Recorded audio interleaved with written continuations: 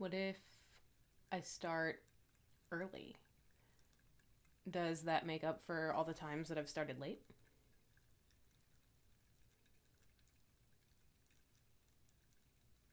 Uh, I don't know. Does it?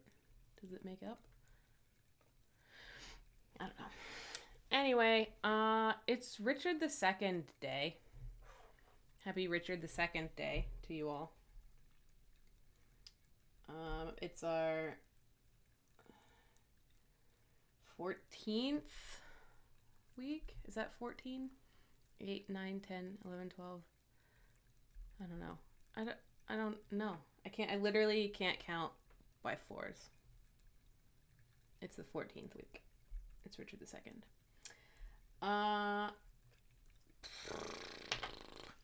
really tired today, like exhausted tired today. And I don't know why. I don't have a good reason. I don't have an excuse. I have no idea why I'm so exhausted today. But just, know that I am. And my body is aching. Just like I've been in various forms of pain these past few weeks. It's nuts. I think it's just springtime and like pollen and stuff. I don't know. Hi, Tom. Mother. How you doing, Mom? Yeah, I'm really sleepy today. It was like 5:30 and I was thinking about just calling the whole thing off and going to bed, but it's the 14th week. I can't do that. It would be unfair to my twos of fans, The physical form is straining to hold in the awesomeness. That could be it. Or it could just be that I've abused my body so much that, like, now it revolts at least 2-3 times a year. This is probably the worst part. I broke this thumb, like, in high school sometime, and it kind of doesn't really move that much anymore. Which is why I'm ambidextrous, because I had to learn to be. But it's like my main drawing thumb. I'm kind of afraid that I'm gonna have to like switch hands midstream and finish the drawing really kind of poorly. But,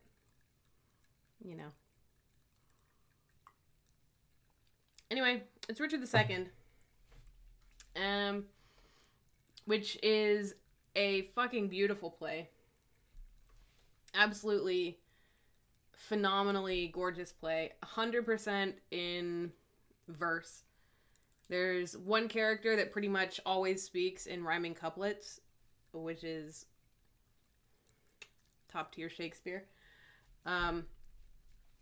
But I don't think I'm gonna use one of his lines. I almost did. I almost went with it, but it kind of was overshadowed by some other like just more thematic events in the play that like really got me going. So I think I've picked the speech that I want to use, but I want to draw your attention to this one line, or this like small exchange that I think is really funny.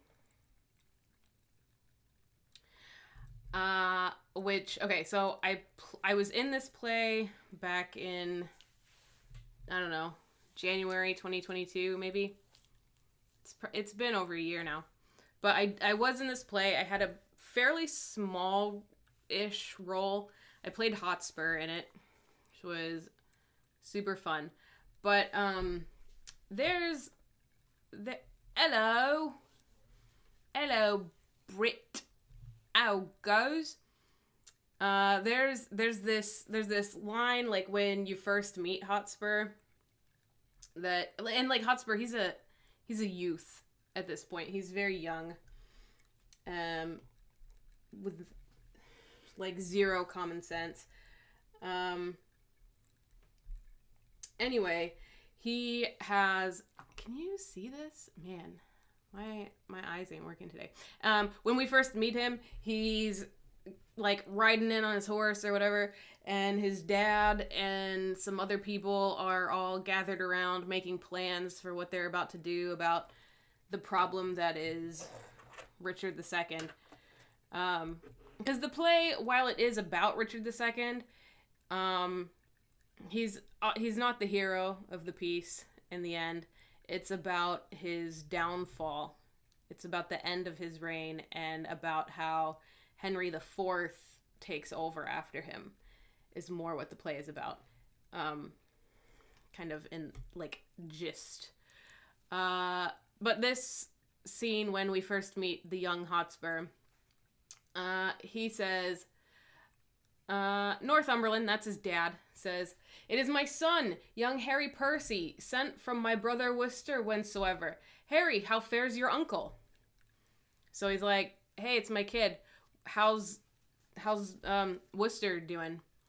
And Hotspur says, "I had thought, my lord, to have learned his health of you.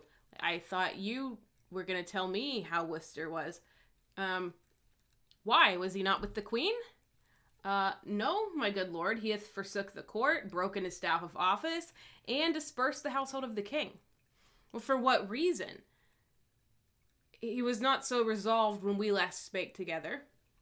"Because your lordship was proclaimed a traitor, but he, my lord, is gone to Ravensburg to offer service to the Duke of Hereford, and sent me over here by Berkeley to discover what power the Duke of York hath levied there, then with directions to repair to Ravensburg." And then Dad, Northumberland, he says, "Have you forgot the Duke of Hereford, boy?" "No, my good lord, for that is not forgot which ne'er I did remember. To my knowledge, I never in my life did look on him." I just think that particular section is really funny because this young dude, this young guy is like, "Yeah, my uncle wasn't, he like left the court in a huff, and then he sent, like, he's gone somewhere, and then he sent me to go and meet with this guy, Hereford, and then his dad's like, "Don't you remember Hereford?" He's like, "Oh, why would I remember him? Never met him." Hereford's right there. He's literally talking to him. And I think that is like some top tier comedy. Hey, how's it going, Robbie? It's some top tier comedy. I just love the line, and it was a close second.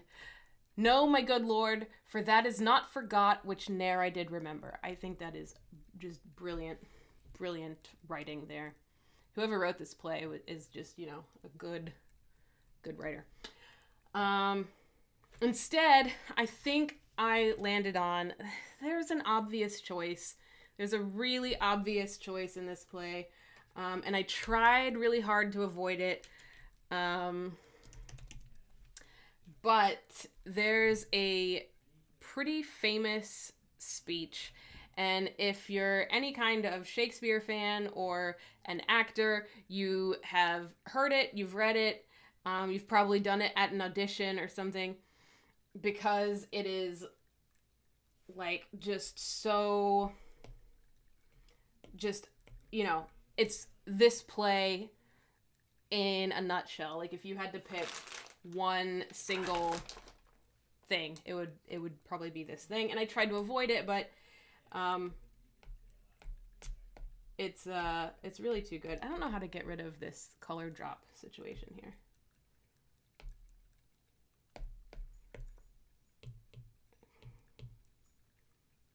Okay, good, it's gone.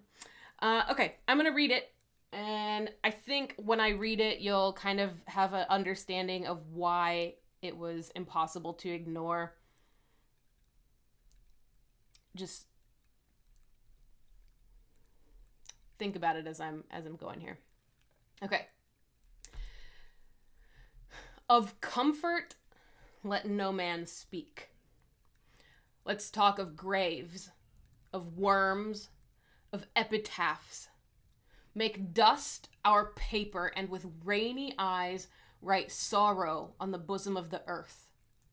Let's choose executors and talk of wills. And yet not so, for what can we bequeath save our deposed bodies to the ground? Our lands, our lives, and all our Bolingbrookes, and nothing can we call our own but death, and that small model of barren earth which serves as paste and cover to our bones. For God's sake, let us sit upon the ground and tell sad stories of the death of kings. How some have been deposed, some slain in war, some haunted by the ghosts they have deposed, some poisoned by their wives, some sleeping killed, all murdered. For within the hollow crown that rounds the mortal temples of a king keeps death his court. And there the antic sits, scoffing at his state, grinning at his pomp, allowing him a breath, a little scene to monarchize, be feared and kill with looks, infusing him with self and vain conceit, as if this flesh, which walls about our life, were brass impregnable. And humored thus, comes at the last, with a little pin, bores through his castle wall, and farewell, king. Cover your heads, and mock not flesh and blood with solemn reverence. Throw away respect, tradition, form, and ceremonious duty, for you have but mistook me all this while. I live with bread, like you, feel want, taste grief, need friends. Subjected thus, how can you say to me, I am a king? Okay, I really wanted to ignore that. I really, really wanted to be like, that's too obvious. I can't use that, because if someone else were to make an oracle card, that's what they would pick. Because like if you Google Richard II, that's the speech that comes up. And I didn't want to have like, I didn't want to like, you know, be so predictable as that. But after seeing it, I watched The Hollow Crown, which is brilliant. And then I did like a really quick scan through and realized that like there's a reason why that's the speech that everyone knows from this play, because it's fucking brilliant. Basically the whole, hey Vanessa, basically the whole like gist of it is that like everyone dies.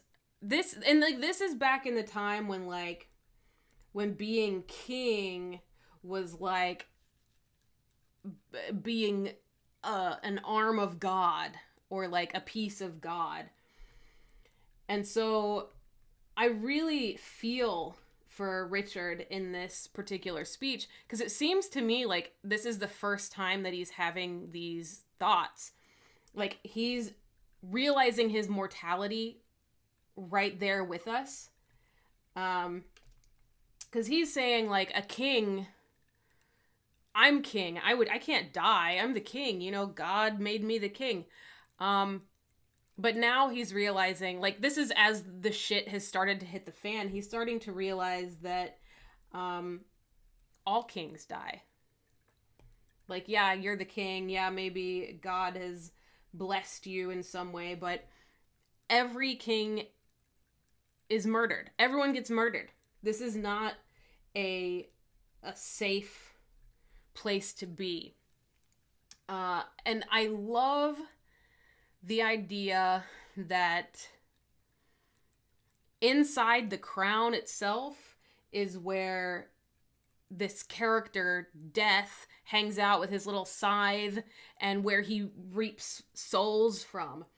I love the imagery of this little dude sitting here on, like, hanging out in your hat. There's a little dude in your hat, like Ratatouille, but it's Death.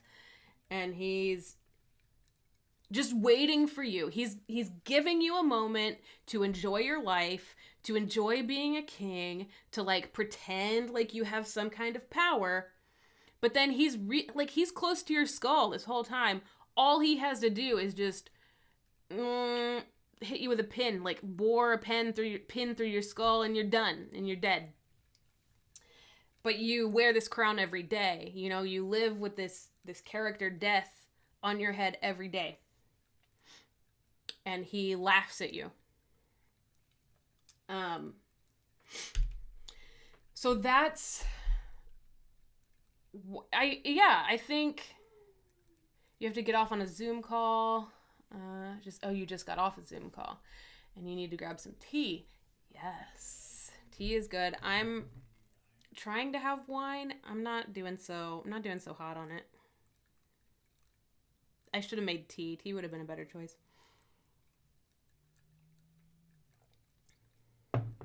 I've been reevaluating my relationship with alcohol lately. And it's been a journey. A very exciting one, and a useful one, and a great one.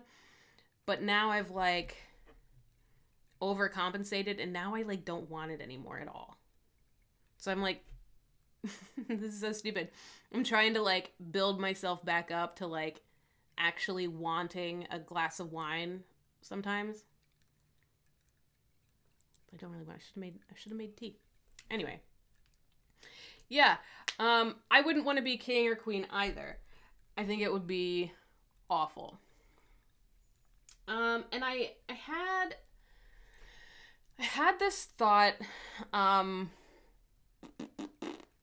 feel like it is pretty universal because we all have that moment where, or many moments.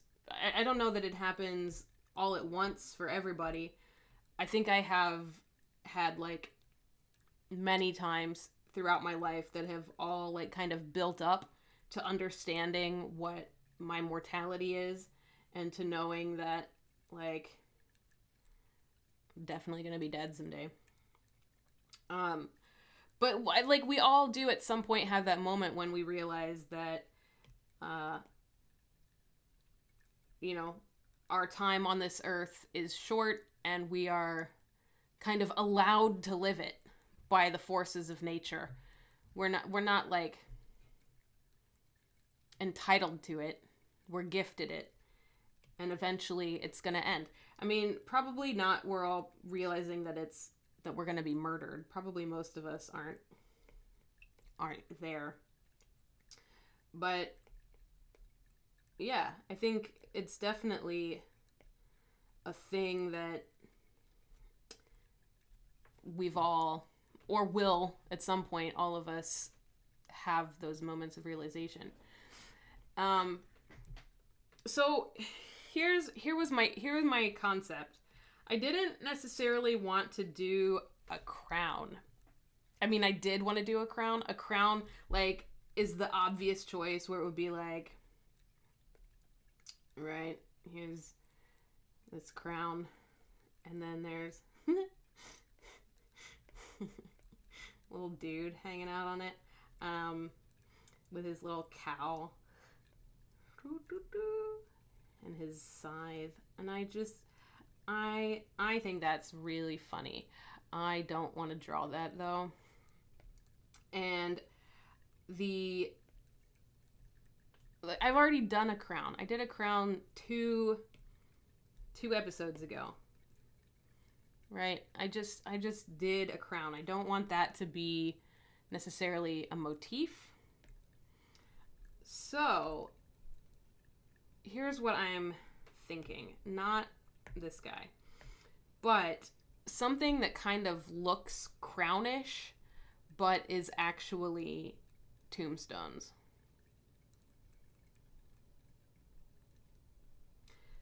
How I make that work, I am uncertain.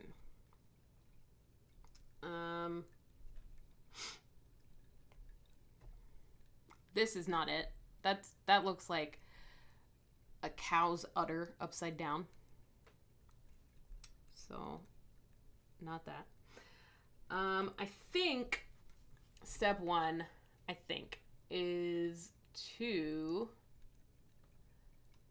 find a bunch of different tombstones. And, oh gosh, I googled tombstone and the movie comes up, obviously. I'm going to put in Gothic tombstone. I feel like that will render the results that I'm actually after. Some of these are fake. Right, so we need, obviously, the Celtic cross. I feel like that's gonna be a recognizable one.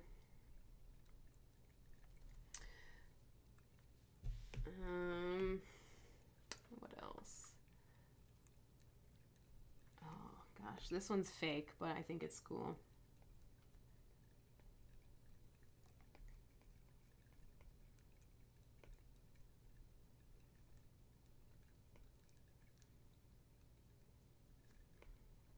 I mean, I'm sure this is someone's tombstone somewhere.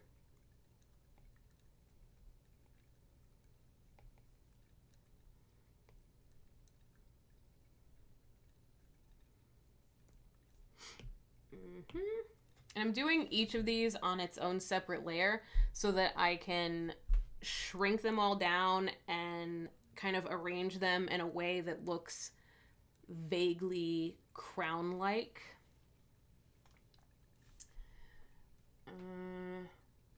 Oh, this one's good. It's a big tall cross on top. It's a lot of crosses. Probably should find some tombstones that are not strictly Christian. But like, that's the imagery, I guess.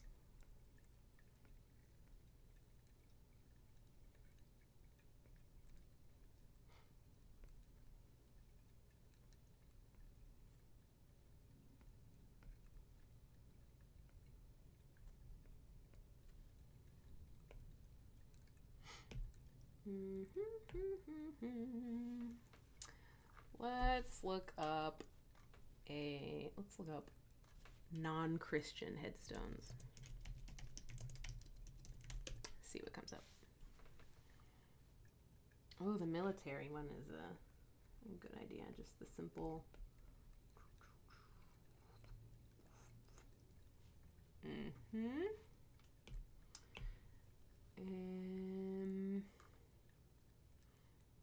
An angel would be really cool, but I don't want to draw that. TBH. I want to go to bed early.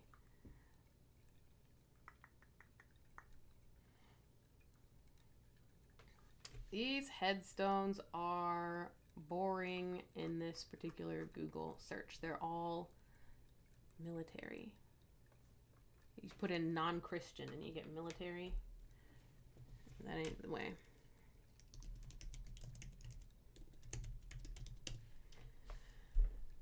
Let's see. I know that when I was in Japan, I saw some pretty cool markers in the cemetery. So maybe...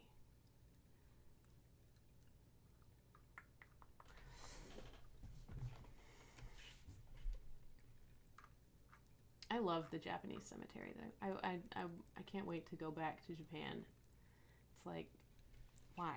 Why did I love that so much? But it was a highlight. I'm broken. That's why.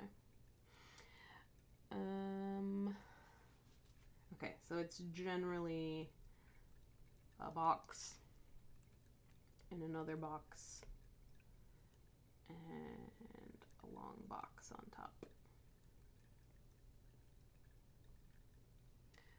with some writing, but I probably won't do the writing because my kanji is bad. What other cultures should I include? Oh, multiverse work. Nice. I pitched that con really hard today to someone, and they were like really into it, and then they were like, oh, I probably can't go this year because I have this thing. And I'm like, it's in October. You have plenty of time to plan. Make it happen.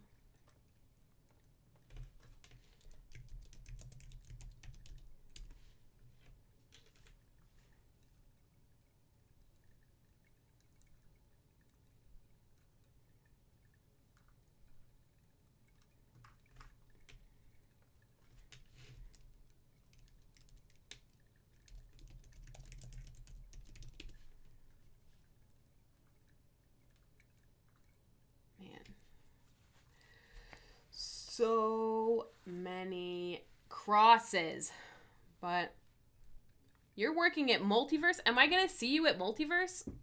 I feel like I didn't know that you were gonna go to that.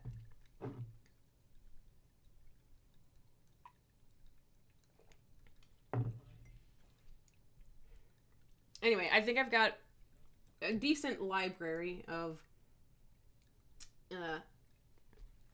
Christianity. I'm gonna ensmall them just a wee bit so that they can all fit on one thing. I don't really care what size they are at the moment either, because I'm just in sketch mode at the moment. Okay. Generally looking for a crownish shape. So I'm going to use this crown shape in the background, and then I'm going to like fill in the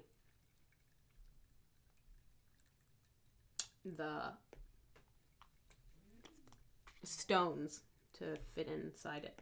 I feel like this one I want to be in the middle because it's the most like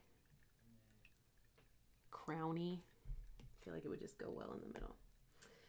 And this one I will put on the end, and I'll put the cross on the end, and then these two like smaller ones can go in the middle on each side. I'm not sure it's necessarily working. Let me hide that. Kind of just looks like a cluster of gravestones. So,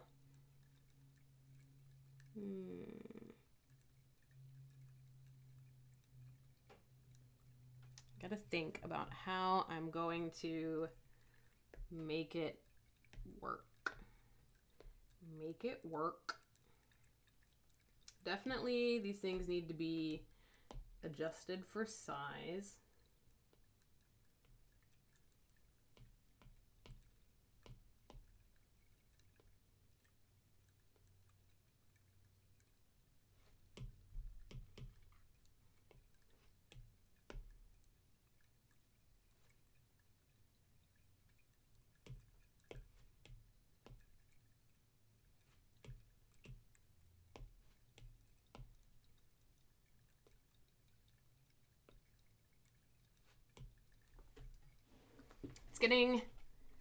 Getting closer.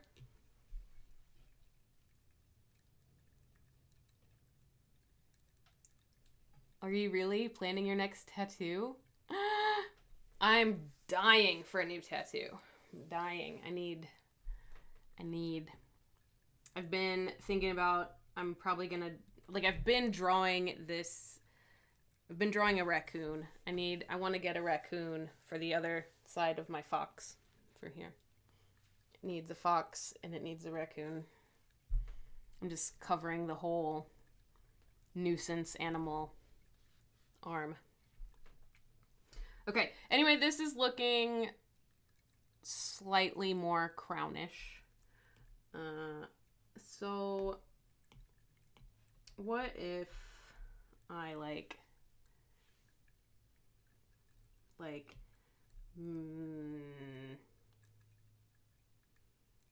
what if we make it a little more obvious?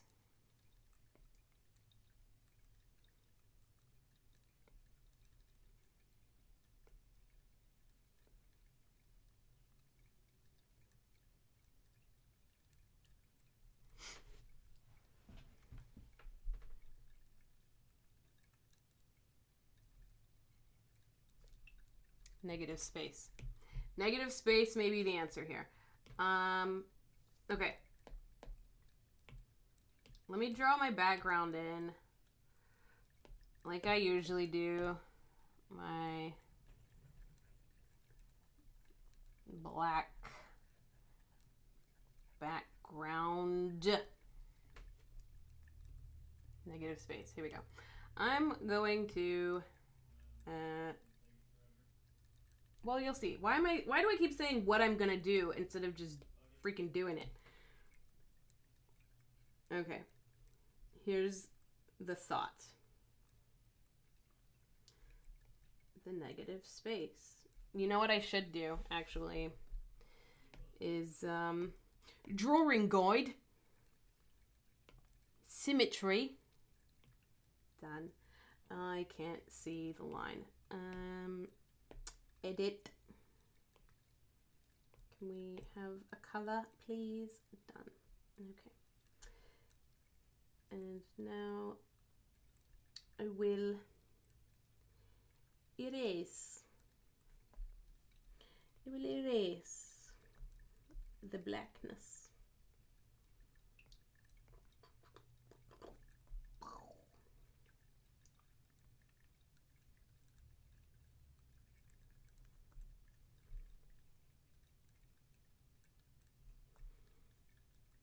Kind of looks like curtains at the moment.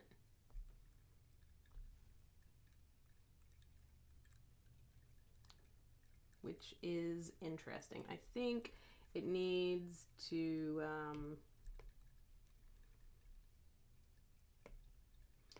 be shorter on the ends. This is what I did last time too, is I spent so much time trying to get like the basic shape of the crown right.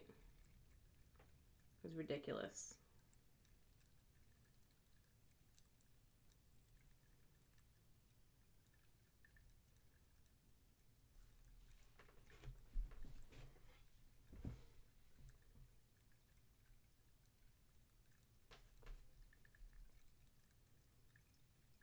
But this time I'm just doing an easier shape. Because the crown I want to just be like alluded to.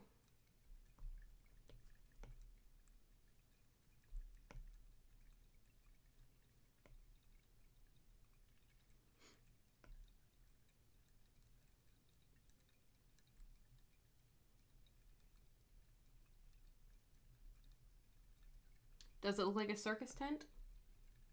Maybe. But being alive is just a giant fucking circus. Okay. And then I could do like a lighter erase at the back. But that makes it look even more like a circus tent, so I'm not into it. Okay. Time to make these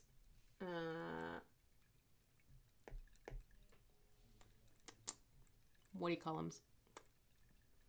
Gravestones. Trying to make them make sense. This one has got to be pretty tall, I think.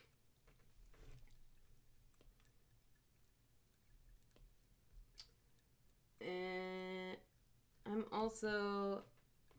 going to draw, like I'm going to actually draw it. I'm going to hide that layer for a little bit while I actually make nice drawings of each of these tombstones, because these sketches suck. And again, I'm going to cheat, aka use my resources. I'm not using a reference, I'm using the drawing assist. And just making everything like symmetrical.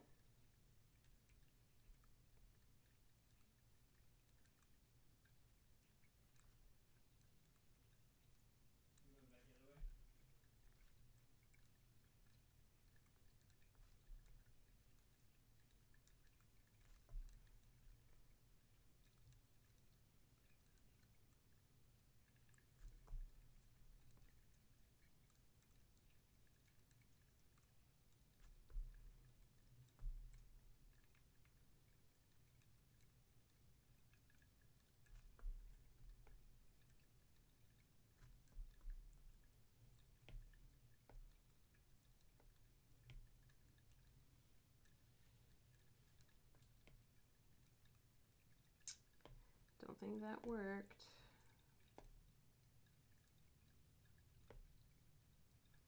Why does it do this? I just can't figure it out.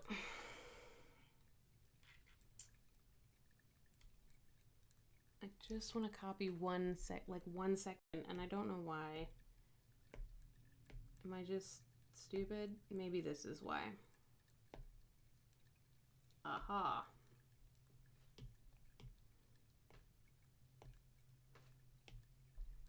Figured it out. So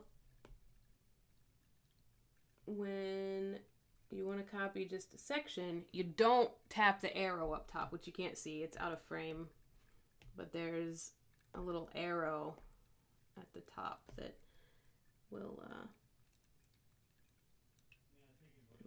make it wrong. All right, merge. Right, look at that, cheating, love it. And actually, I'm about to really cheat too. It's gonna be great.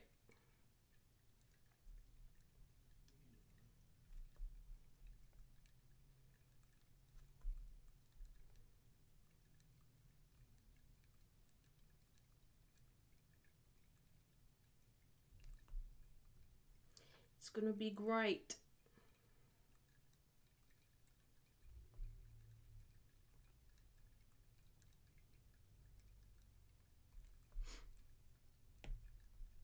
All right, here's what I learned. Complete the circle, but don't tap the triangle. And I'm gonna copy it, and I'm gonna paste it. And then I'm gonna duplicate it 2, 4, 6 times.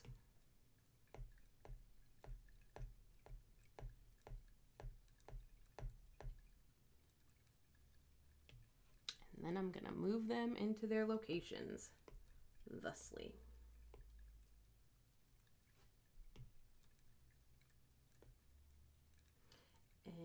And as I go, I'm gonna merge them down.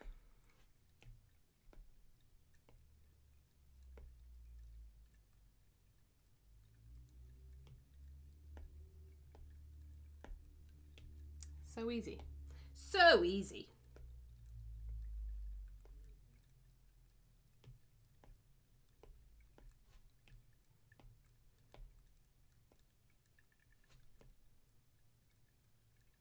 Are they fully symmetrical now? No, they're not.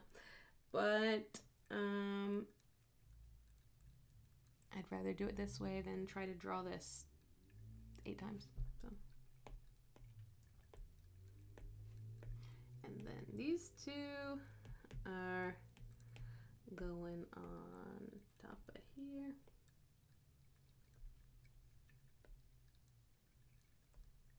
actually, I need to draw the little sticks first. Need some sticks.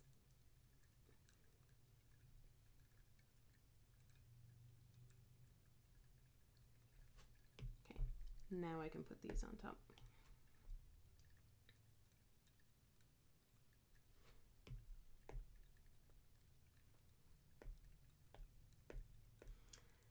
Have a song stuck in my head and it like won't get out of my head, and I listen to it like 9 times today on a run, which is probably why it's stuck in my head, but at least it's a good song, like when it's actually performed by the people who perform it, not when it's me singing it very loudly.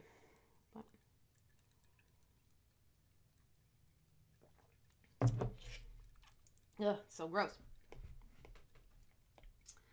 All right, 1 tombstone down. And I can hide this.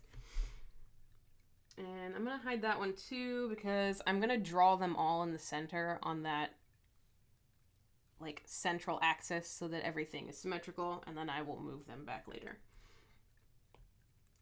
I'll go ahead and do this one.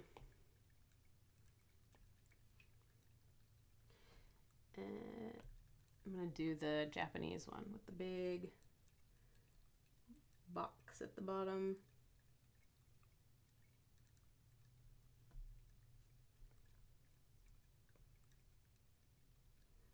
And a slightly smaller box.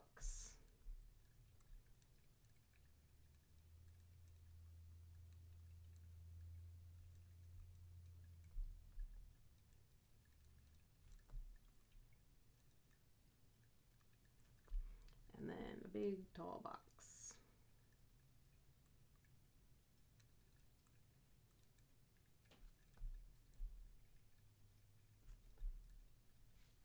Perfect. Hide, hide. Let's do this one.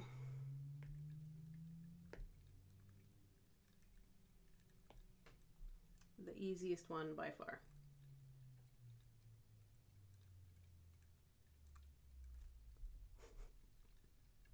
That was really bad. That's a tongue.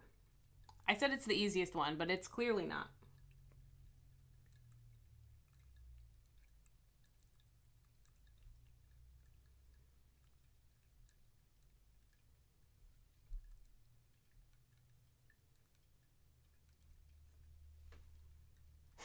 What's that, guys?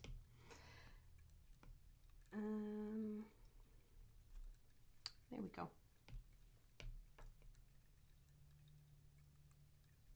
Beautiful. Hide, hide. I need to do, this one's tough. This one will be tough. I'm gonna actually move this one to the center so that I can actually trace it a little easier. And drawing assist. Actually, I'm gonna pull this one back up on my thing because it's kind of nuts how it actually looks. Okay, so it has a flat top, kind of wide-ish flat top, on top of which is a little dome, and then it's got just a little thing, and then a little French curvy situation.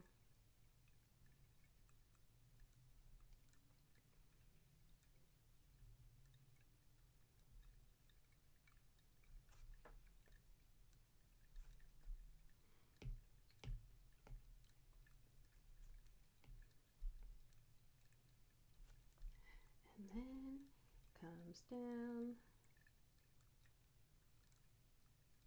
and then out.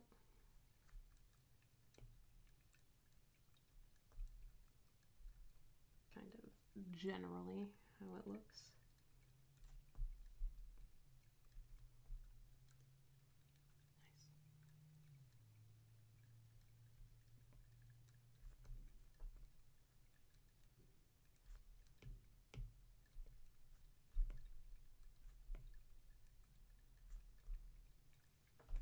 Look at that. Beautiful. Hide and hide. Let's do the Celtic cross. Why did clipping mask is not what I want. Drawing assist is what I want. I want to find like a better source material for this Celtic cross headstone. So I'm gonna get something specific. Here we go. Here we go. I will move this bad boy to the middle. And now,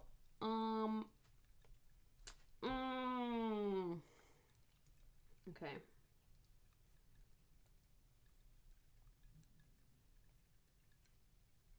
You know what I should do, actually?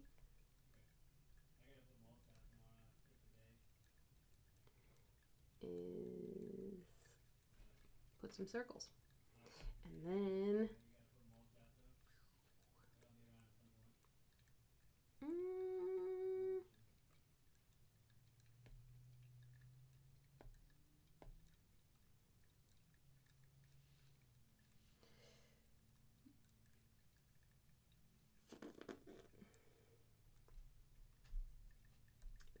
this is how I'm gonna do this.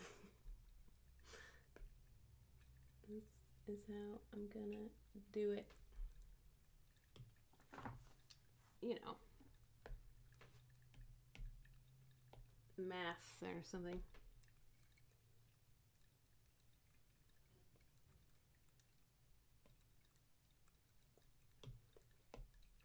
They're not all, they can't all line up. That would never happen, right? But maybe they will. Hey, that's really close.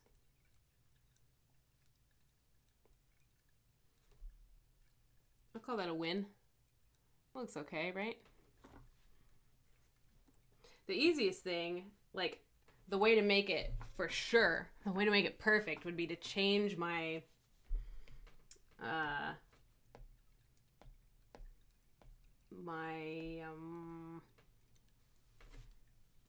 instead of it being just vertical, I think you can add another axis for it to reflect across, so that I don't have to just draw one circle and they'd be perfectly spaced across both axes. But you know, why would I do things easily? And then these little arms are a little shorter than the top arm. And then this piece comes, oh wait, no, it's at an angle. So it doesn't come straight down. It's gonna come down at a slight angle.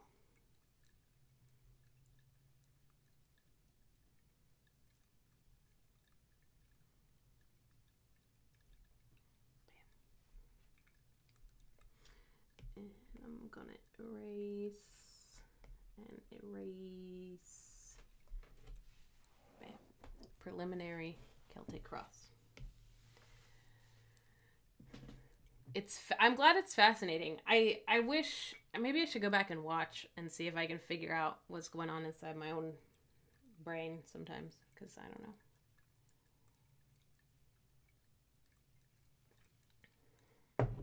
All right, now I need the giant circle in the background, which seems to line up there.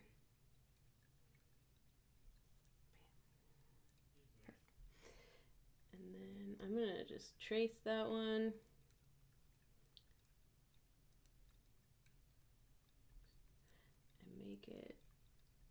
A little bigger. I think my arms on each side need to stick out outside the circle. So I'm gonna draw these arms out a bit.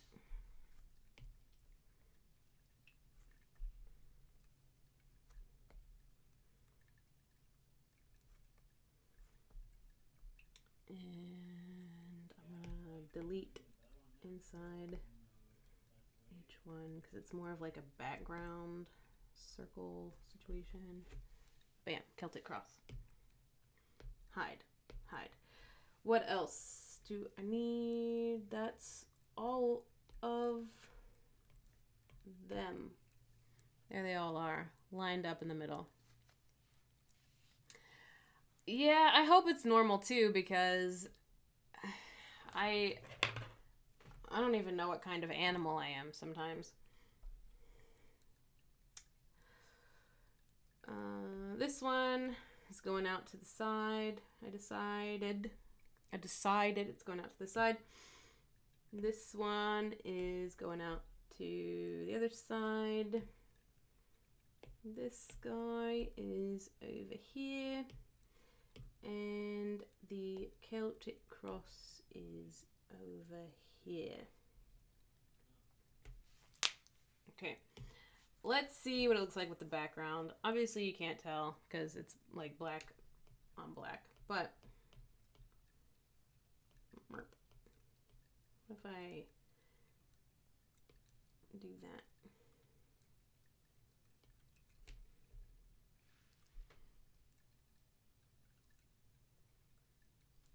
I think it's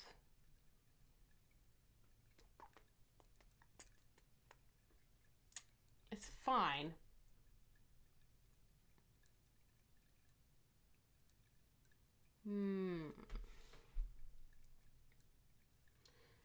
I'm gonna delete all the sketches. They're just gonna annoy me and get in the way. So I'm gonna delete all these blue sketches and I'm going to duplicate each of these so that I can keep an original. And then I'm gonna just pop them down into a folder that I can hide. Except, man, moving layers has gotten really difficult. And I think it's because of the iPad that I'm using. I'm using the Pro 12.9 inch one, like the latest and biggest one. And it has weird behaviors with the pencil. So I'm going to put all those into a layer and then just hide them. And then I'm going to move them to the bottom because I don't want to look at them. But I want to have them in case I mess up one of these layers that I'm about to fiddle with beyond repair. And then I won't have to redraw anything. I can just like go back and get the original. Okay. So I've got all 5 of them. 1, 2, 3, 4, 5. Okay. Bueno. Hidden. And I'm going to delete this and this and that. And definitely deleting that. Okay. They're too smushed together right now. So I think what I need to do is make them smaller and spread them out so that they don't look like just a cluster of cemetery memorabilia. Cemetery paraphernalia. That's the word I was looking for. This one, I think I'll keep pretty big. Maybe I'll put that in the foreground. This one, I'm going to make it a little smaller so that it's about the same size as the Celtic cross. And then for now, I will leave those that size, but I am going to push them back. So where's my cross? I'm going to push the cross to be on line with the obelisk, I guess. Stick. And then these two are, actually, if they just stay that size,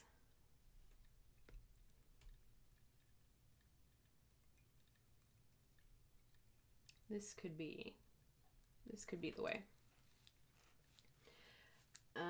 Because now it's not just a cluster. Now at least there's some dimension there.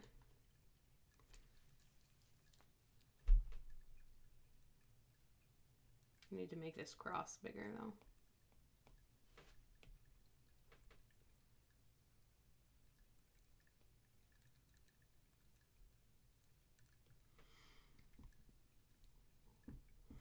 Now it kind of has,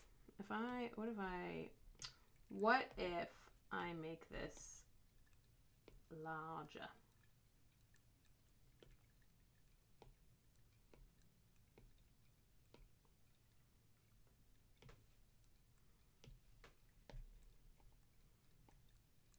Man, this iPad is also like burning up right now. It is so hot. And it's not even summertime. It's not even summertime. It's barely spring. I went for my run today, the first one that I've been able to do in the past couple weeks because of just how miserable my body has felt. And I made it like, honestly, I made it like 25 feet before I was like, this is a mistake. I pushed through it. I did push through it. I didn't give up on my run. But good God, I wanted to. It's 86 degrees with humidity, feels like 90. You know the drill. But, yeah. And, like, I've had to turn on fans. I have a fan, actually, in here. But I'm kind of afraid to use it. Doll, you can tell me how I can minimize the sound of a fan running just, like, constantly on my legs but like that's why I haven't turned it on, because I'm certain that the sound of the fan would be picked up and ruin the stream entirely. So saving it for when I'm just absolutely desperate. Not absolutely desperate yet. Soon though, I expect. All right. So what if I turn this opacity all the way up?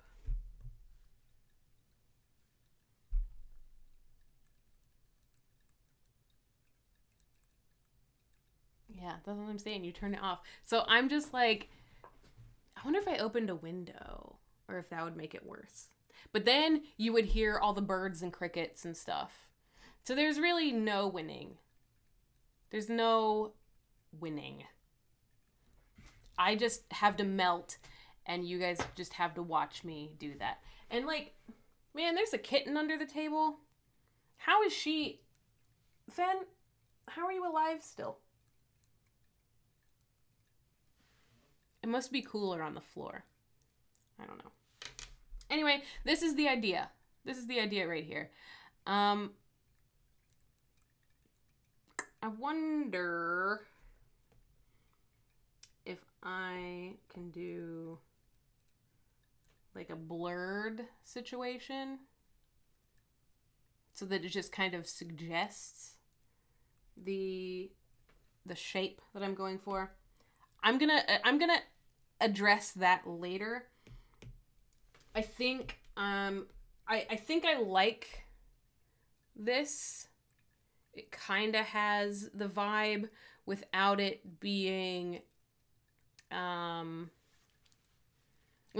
like overtly this is a crown, because I don't want people to necessarily see the crown first. I want them to see the mortality aspect of it first, and I think that this gets it across, the mortality aspect of it. Anyway, so I'm gonna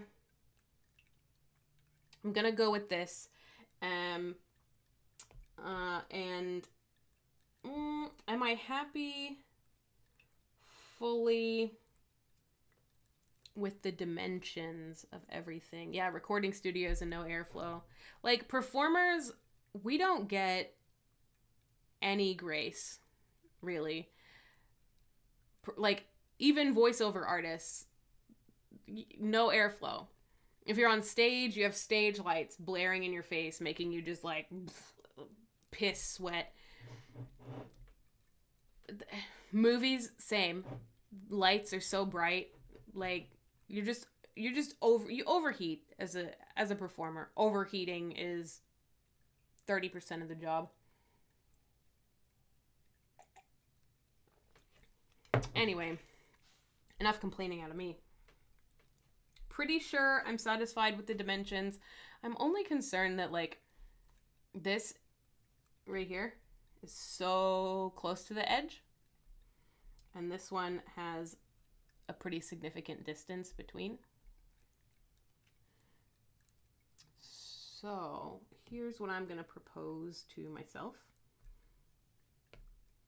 I'm going to widen it just a bit.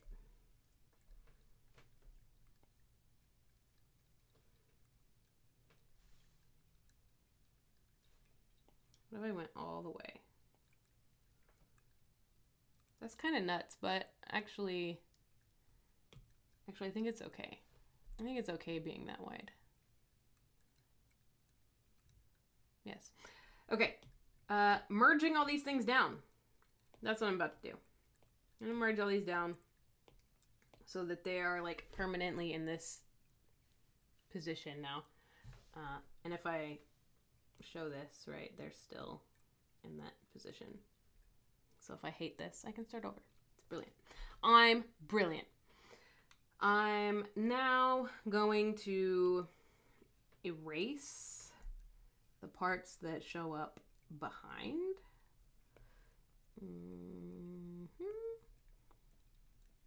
I should use a better eraser because this one leaves a lot of artifacts behind.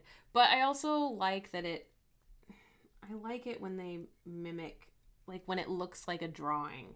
And if I was drawing this, it would be mostly eraser marks. Like, there wouldn't be any pencil on it at this point. The paper would have been destroyed by now with all of my erasing. So, you know, a couple little remnants of pencil, I think, are a fantastic trade. Here's my proposal.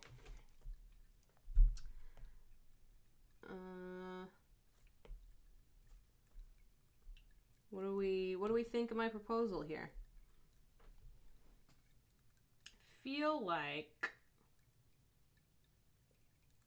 feel like I need to move the one on the left over a little bit so that there is some overlap between, or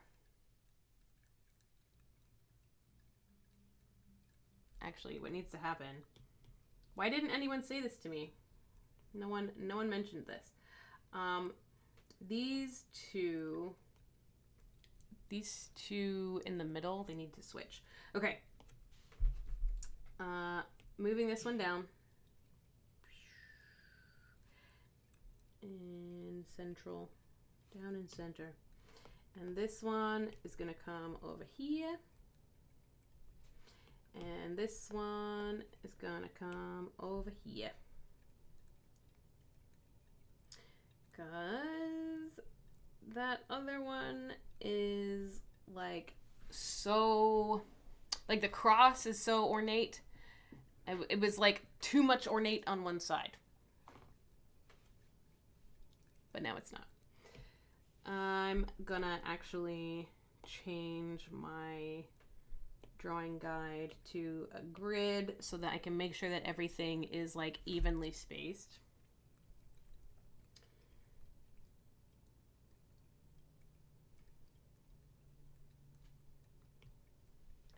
You missed the beginning and you have no idea what's happening. Should I reread the speech? It's one of my favorites. I'll say it is one of my favorites. And if you want me to reread the speech, I won't be mad. It's a beautiful fucking speech.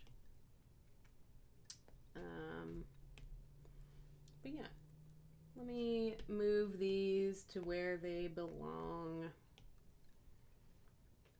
The play, even if I don't reread the speech, the play is Richard II. You missed the speech. Okay. All right. This is a speech by Richard II. He is talking with his pals, and he knows that shit is hitting the fan.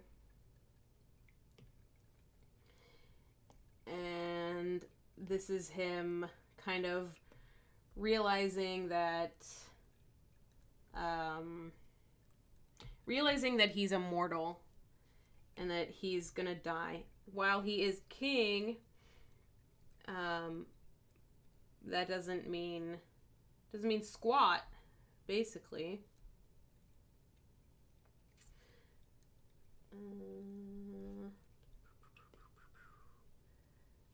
This one over here is too tall. Too tall now.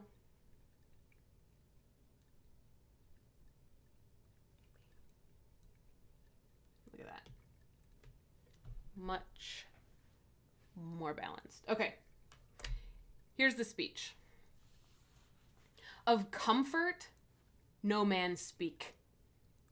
Let's talk of graves, of worms, of epitaphs.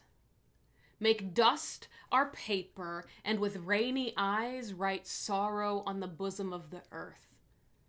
Let's choose executors and talk of wills.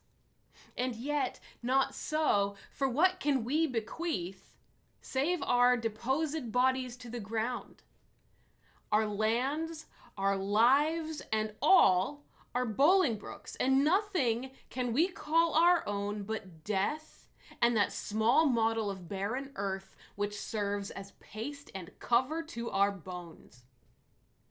For God's sake, let us sit upon the ground and tell sad stories of the death of kings.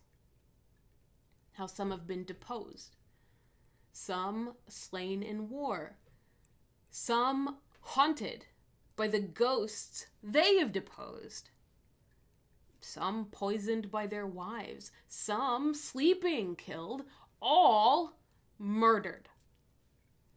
For within the hollow crown that rounds the mortal temples of a king keeps death his court. And there the antic sits, scoffing his state and grinning at his pomp, allowing him a breath, a little scene, to monarchize, be feared and kill with looks, infusing him with self and vain conceit, as if this flesh which walls about our life were brass impregnable. And humored thus, comes at the last, with a little pin, bores through his castle wall, and farewell, king! Cover your heads, and mock not flesh and blood with solemn reverence. Throw away respect, tradition, form, and ceremonious duty, for you have but mistook me all this while. I live with bread, like you, feel want, taste grief, need friends. Subjected thus, how can you say to me, I am a king?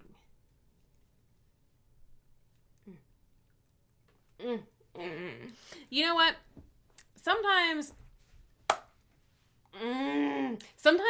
a speech is just so delicious in your mouth. I recommend that you all read that speech out loud to yourself, and you'll have realizations as you read it about your own life, your own existence, your own mortality, your own place on the planet. Shakespeare is so good about just writing words that even 400 years later, like, taste good and feel good and make you, as you're saying them, feel good but also miserable at the same time. This is one of those speeches. So if you want to have a taste of what it feels like to be just completely to feel like you've if you want imposter syndrome to the max, to the point of questioning your own mortality, this is the speech for you to read. Now, you probably don't want imposter syndrome at all, let alone to that extent. But man, if you read this speech to yourself out loud, like, you're gonna feel stuff. It's Richard II. It's Act 3, Scene 2. So anyway, that's what we're drawing, is the idea that death lives in this metaphorical crown.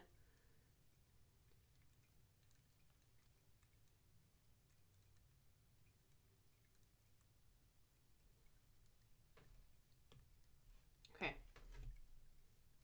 I like this one better. Okay. I'm duplicating them all again. Again, in case I hate it. Which, you know, it's a pattern for me. I'll say it. I'll say it's a pattern for me to hate things and want to start over. But I think this is the one. I think this is the way. Alright. And then I'm going to hide that again. Boop. And I'm going to flatten all these down again. And then again, I will erase everything that's going on. You know what I should do is erase before I flatten. Thank you for the applause. Everybody, I do need to be applauded often, so I do appreciate it. I haven't been applauded in about a year now, so no, wait. October, I guess. Feels like a year. So I do need applause, both real and virtual. So I do appreciate it.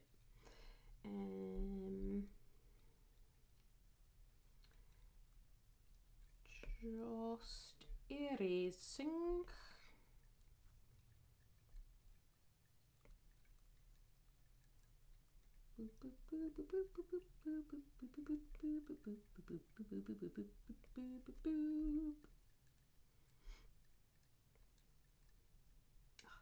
Spent so much time on this fucking circle. And by so much time, I mean I spent 2 seconds on it, but it was perfect. And now here I am erasing it. Alright, I'm hiding this, I don't want the drawing guide anymore. Because I'm happy. Oh, let's applaud each other. Can we add this to, if not the official schedule, our own personal schedules, where we'll just pack a small room, like just one of our hotel rooms. We'll just cram in there, and we will all like say something that we did recently, like really small something. It could be like, I brushed my teeth this morning, and then we take a bow, and then everyone in the room applauds them. Can we do that? Can we make this happen? Cool.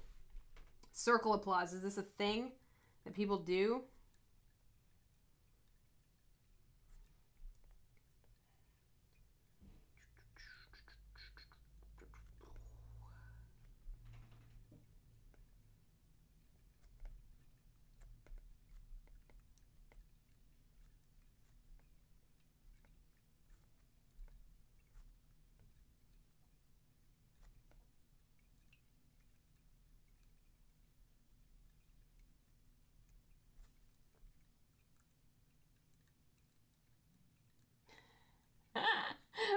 Okay, Tom, I kind of love the idea of it just being a game throughout the weekend where it's literally, yeah, it's just an applause square on the floor anytime someone's in there. And like, maybe we don't tell anyone the rules to it. There's just a square on the floor in tape, and people will just stand in it, and whoever's around that knows the game, that knows the rules of I just lost the game. Anyone that knows the rules to the game will applaud them, and we'll see if anyone can guess the rules of the game by the end. Yeah, like mistletoe, but just like applauding people for existing. You have a thing on a Discord server where you can put in the chair. People say all sorts of nice things. Oh, that's fun. Like, what did we have in my old in a burlesque community that I guess I'm still theoretically part of? They would do like a compliment train, which was really cool, but also people got left out of it and felt bad. So, yeah. Yes, the square should definitely move. Yes, 100%. But we need to like brief the staff so that everyone knows that that's the game, or maybe not the staff, just like some people. Maybe it can be the low-hanging Shakespeare square. The low-hanging Shake square.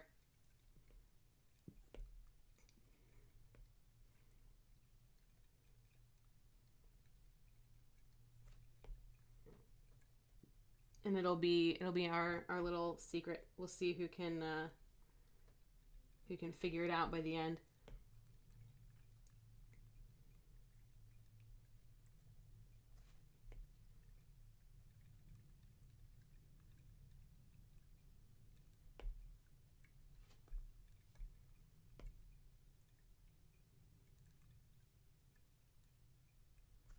I also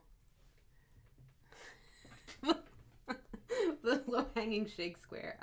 I'm really into the pun. Is it a pun? It's a wordplay. I don't know. Yeah, I really hope it does happen. I'm banking on it. This will be my my marketing tactic for October. It's the only thing I'm gonna do for marketing in October is the Shake square.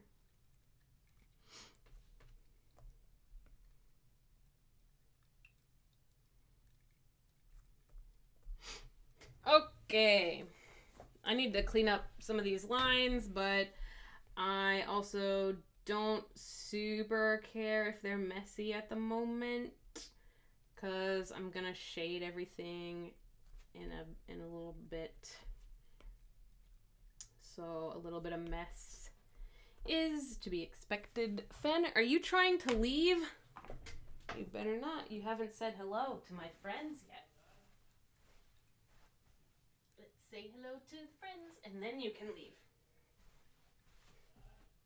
Hey everybody, it's Fen.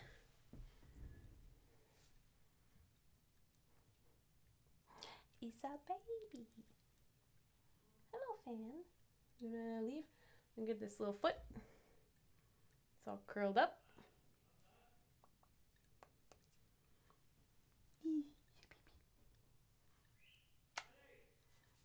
Okay. Get out of here, Finn. Go. Bye, Finn. She is definitely going to be back in like 5 minutes. She's going to be clawing at the door. Cats, am I right? I love them so much. She's my precious little baby. She's my little pandemic mistake. My little monster. My little fiend. Love her so much. Okay. All right. Here we go. Let me turn this on again. Yes, we are on to something. I think I'm going to shade all this in. I'm going to delete that layer. I'm going to shade all this in. Yeah. I wonder if I should put words on any of the tombstones or just, no, that's overkill. I'm not going to do that. I'm just going to shade them in and let the shading do the talking. Yeah. So, honestly, there's not a lot of shading to do. I just don't want them to be like background colored. Because there's not, I haven't put any three-dimensional aspects on there other than like the distance. So, or what do you call it? It's not the distance, the depth of field, I guess. So maybe I color them.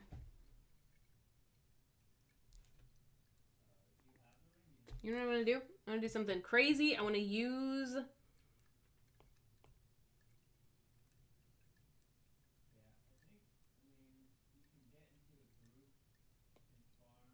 I want to use my tools. Yeah, so Amy, I'm definitely going to do some backlighting because I have to use blue in here because I think, right? Is it a blue day? It's a blue play. The histories are blue. So I am thinking backlit. But if that's the case, like I don't want it to be so backlit that it's just silhouettes. Although we could try it. But here's what I want to do. I want to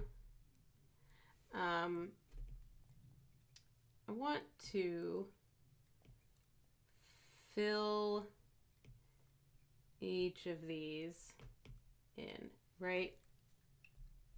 Like so.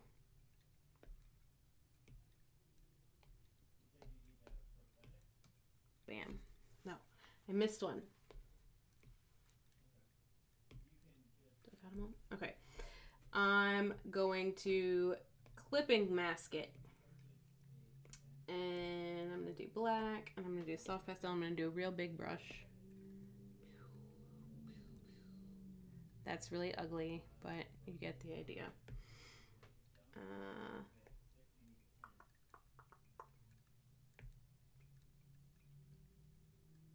I'm going to go back to the previous color. And I'm going to fill in these.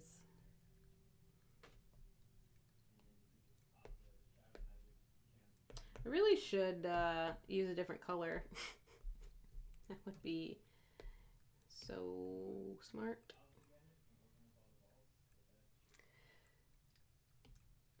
But that's not what I'm doing. And another clipping mask. And I'm going to go black. I'm going to go a little bit lighter. And then one more layer.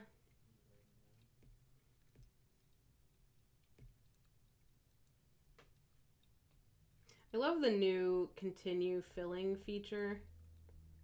It's pretty cool.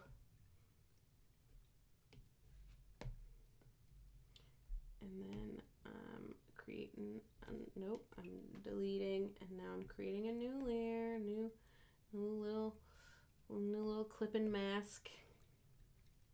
And I'm going black. And I'm gonna go even lighter. And obviously it didn't take the two sides here. But the good news is that with clipping masks, are you working? No, you're not. I need to be down here. What is happening?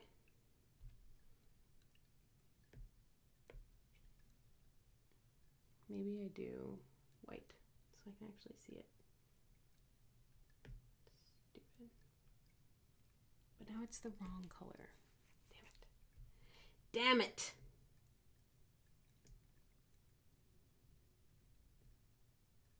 Continue filling.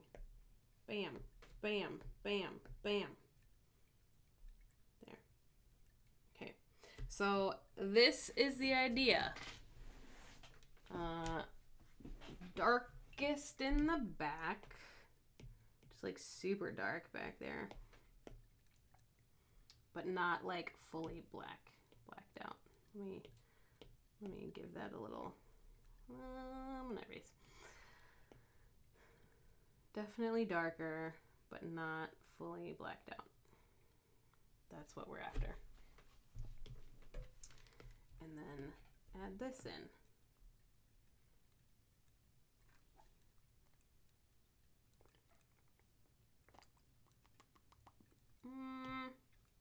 I don't like that.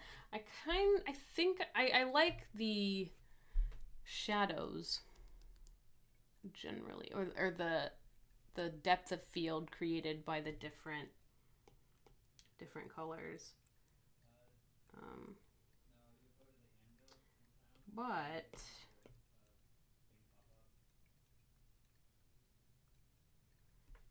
I think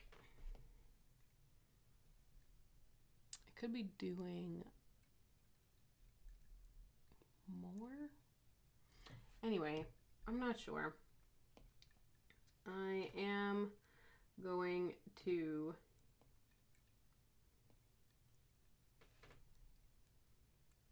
successfully move a layer. I'm gonna pop my blue in, see what happens. That's an awful lot of blue.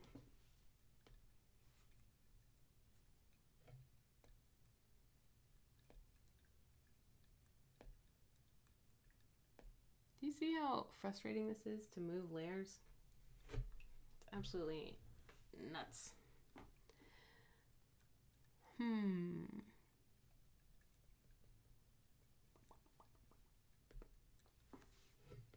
not feeling that. I'm not entirely sure I'm feeling this either. I feel like it's too extra. So actually, I just had a thought. Since I kind of hate this, I'm gonna clear it out, and I'm gonna do just the black like always, like the standard way I do the background of these things.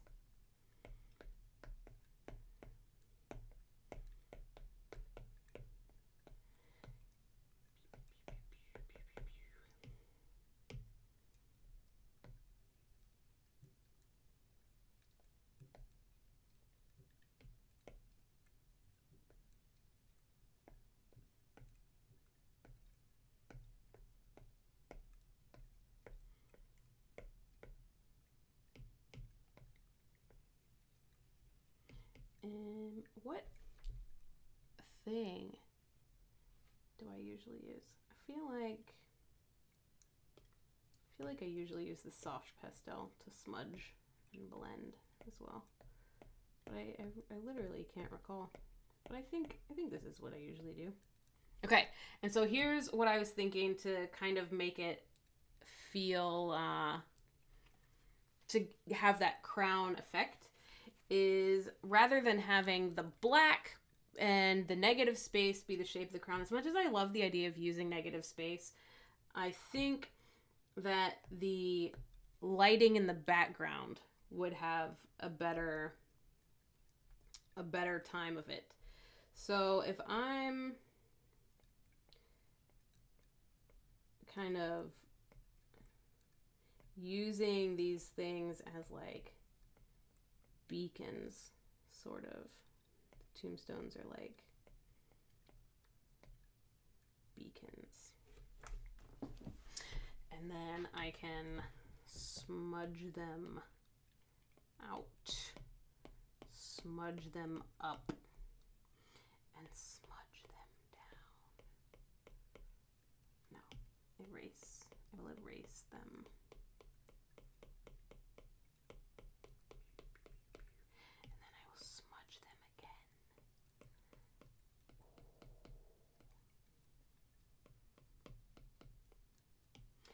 And erase them again. And smudge them again.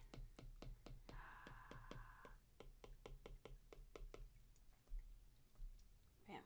So they're kind of more glowing, like the glow is more the shape of the crown. And I can even add in some like bright color.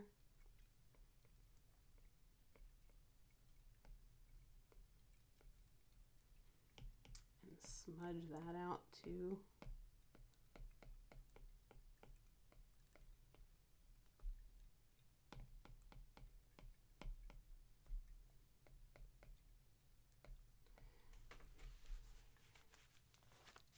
Symbolize it, maybe gold. So I would do gold, but I have a theme, which I don't know if I've explained necessarily what the theme is, but it's kind of like 4 suits in a standard deck of cards: hearts, diamonds, spades, clubs.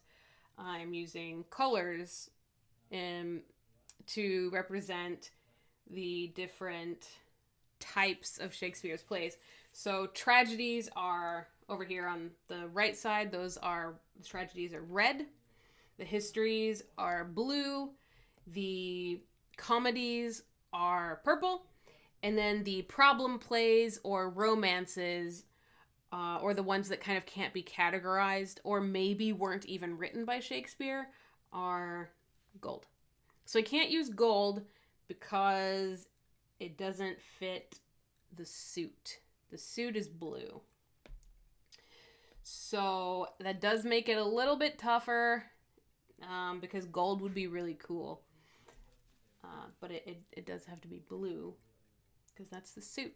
Because of a choice that I made, I am now limited in the color that I can use. But I think it's good that I've made that choice, because I rarely work in only 3 colors. And part of the experiment for me is to work in only 3 colors: black, white, and then whatever accent color I've allowed myself to use, which I don't usually do. I usually work in the whole, I usually work somewhere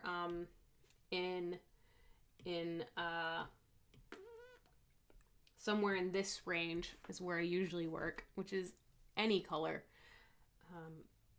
So part of why I've said 3 colors is just to kind of challenge myself, to force myself to learn how to work only in thinking about form more than thinking about color. Yeah, exactly. It's a creativity thing, and it's also I use color as a crutch a lot of times in my art, and I struggle with shadows, and I struggle with creating depth. So I decided black and white, you can only create depth. It's all you can do with black and white. So I've kind of forced myself. I'm forcing myself. By the end of this year, I'm going to be pretty dang good at black and white. I'm going to be pretty good at creating depths with some colors, with 2 colors, which I think will overall help my art when I do use a lot of colors. So that's, I as much as I want to create an Oracle deck because I love Shakespeare, it's also because I'm selfish and I want to be the best I can be at drawing. So that's why the constraints, really. But yeah. So I don't really like the white on there, actually. I feel like the white looks kind of dumb. But I do like the idea of blue streaks coming out Doesn't look super crowny. But again, I don't want it to necessarily be like, oh, that's a crown. Because I already have one that's, oh, that's a crown. I want this one, people to look at it and go, that's dead people. Because this one's about dead people. So I like the idea of it being dark in the back and then a little bit lighter and then even lighter at the front. The back two definitely need to have more differentiation between them. And the one at the front I think is a good color. But these two in the back are like the same. Also, it's really looking kind of bad. So what I'm about to do is, I think I'm going to do all this by hand, maybe? Is that bad? I feel like it's a bad idea. I'm gonna stick with the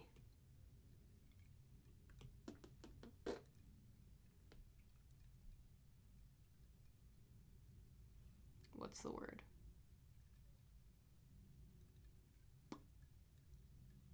Clipping mask idea. But I am gonna clean this up. So I'm now inside my base layer, coloring in the same color as the background, so that so that these lines just look nicer. And I don't really care too much about how symmetrical they look, because I don't want them to look like manufactured. I still do want it to have a kind of hand drawn vibe. So basically I'm just smoothing out the ugliness. And then I'm going to use this as a background, and I'm going to go on top of this afterwards to make it like, to add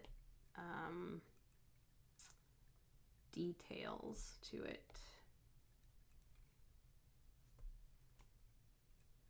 But this is just going to be the background right now.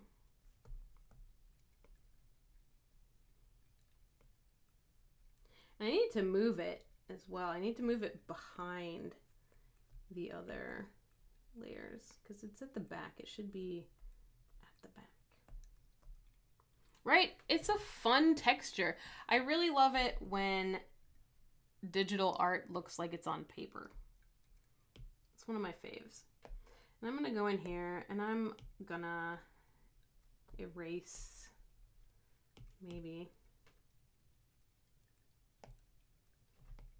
Am I gonna erase? Is it gonna go?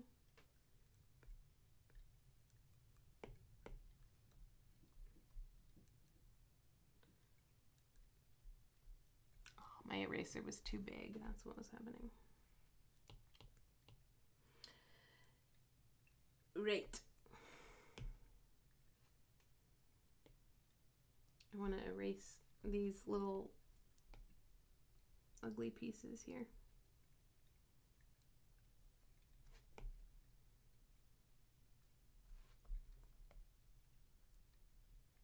The extra lines. I don't need the extra lines. Don't need them, and I don't want them.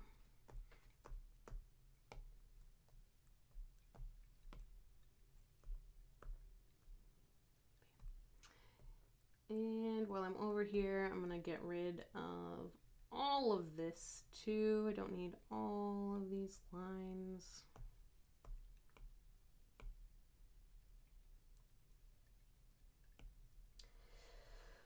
Oh, have I complained about the heat in 5 minutes? I'm about to pass out. It's hot. It's hot in here. All right, going back here, and I'm gonna again just like kind of get rid of the sharp line edge.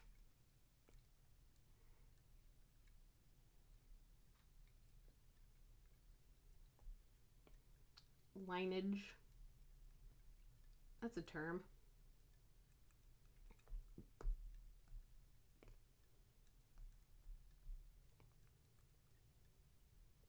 And then once the sharp lineage is gone, then I'm gonna go on top of it and add more details. But first, we eliminate the lineage. And like, what is that? What is that? That's the other layer. I'll worry about that in a moment. In a moment, I'll worry about that. Okay. This is less ugly. And this is also less ugly, although, what is this? What is that? I'm deleting it.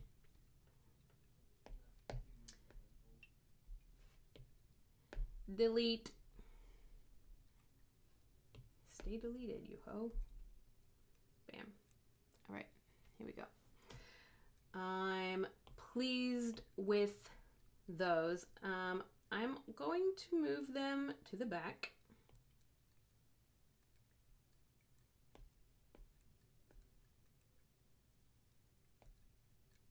So that they are, in fact, behind the other layers. I'm a genius.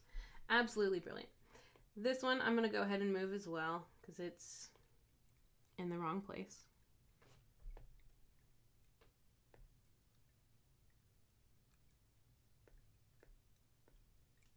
This is not a clipping mask, and this is a clipping mask. All right. First thing, this is really annoying. Deleting that.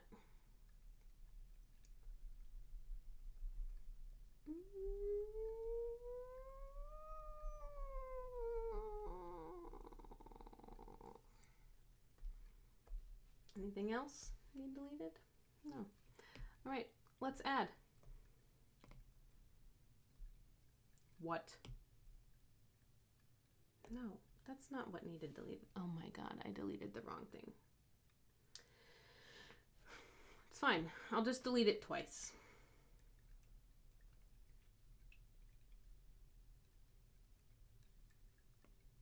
Classic.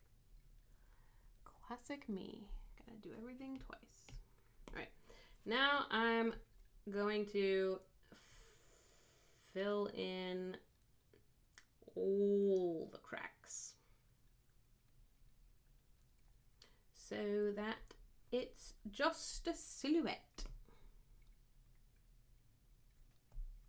This is actually very satisfying to do. Highly recommend. I don't know that I can explain why I like clipping masks so much other than like, man, it just is nice to use a stencil. I really can't explain it, but I love it. It's one of the highlights of being a person. A clipping mask.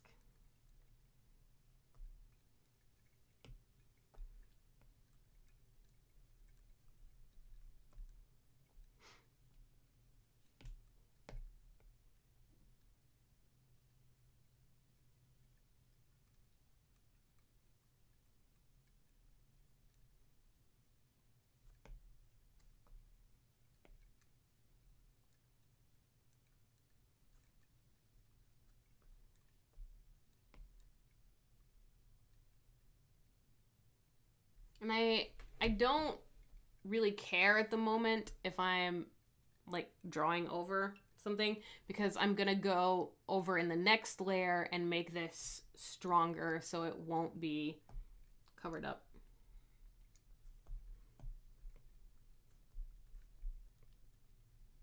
So at the moment, yeah, it doesn't matter that I'm coloring out this outside the lines, basically.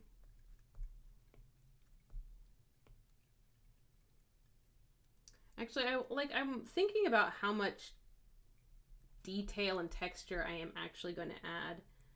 And I don't know. I kind of like the way it looks to just be like a really rudimentary texture. It's kind of fun. I don't know. I don't know.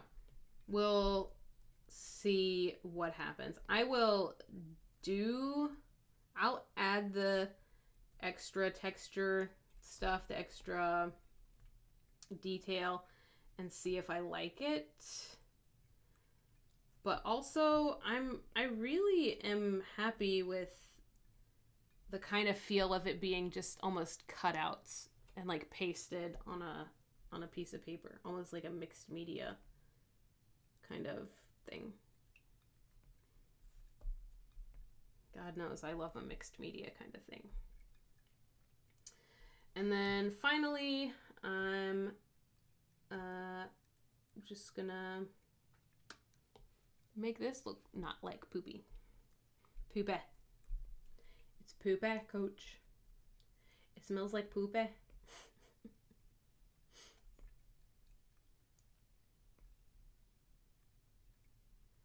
I could be doing this with the thing on, the symmetrical helper guide. That would be so smart, but it's not like a huge area, so I'll just do it like I'm doing it. Keep on keeping on.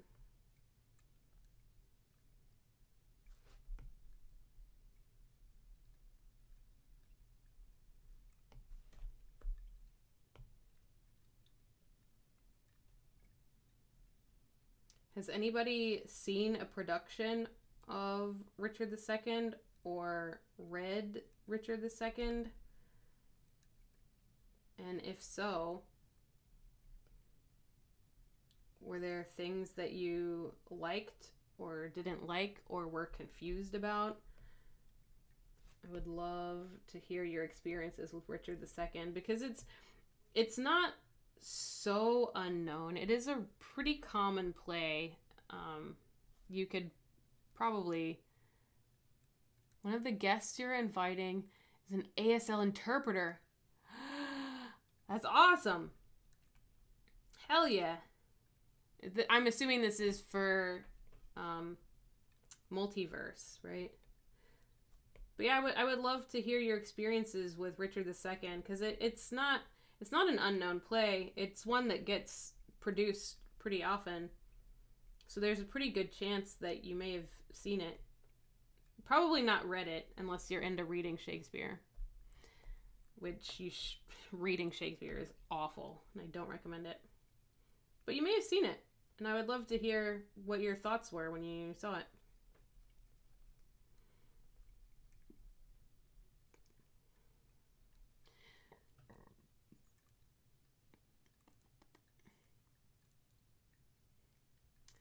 You want to get to the Shakespeare's Tavern? Oh, I think one year at Dragon Con, I was staying in an Airbnb, just like, it was an hour drive to get into the city every day for the actual convention, but it was only like 5 miles outside of downtown Atlanta. But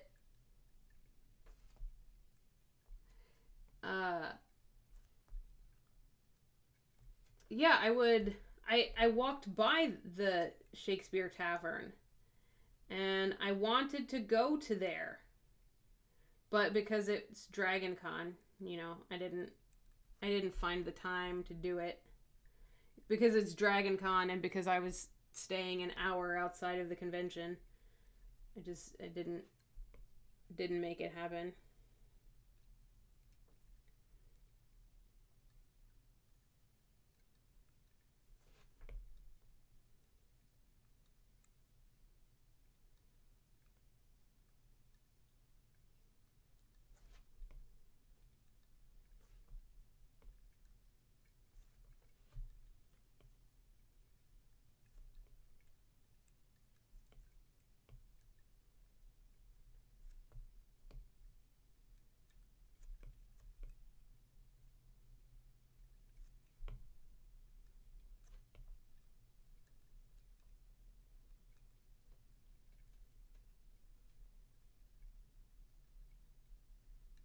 I need to just go and spend time in Atlanta, not at a convention. The only times I've ever been to Atlanta are for conventions, and I feel like there's so much cool stuff going on there that it would behoove me to hang out in the city. I guess I've been not just for conventions. I did go for a burlesque show, just a burlesque show one time. But I was performing in the burlesque show, so I had to do rehearsals and stuff rather than like hanging out and seeing what Atlanta is up to.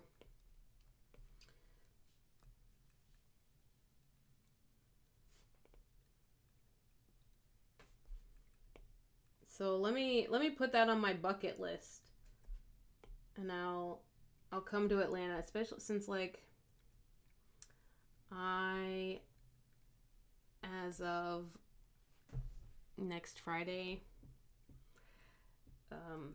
work for myself, I guess.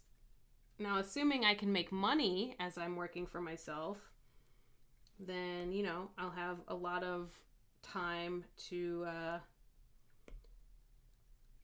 travel around and make my art and write my books.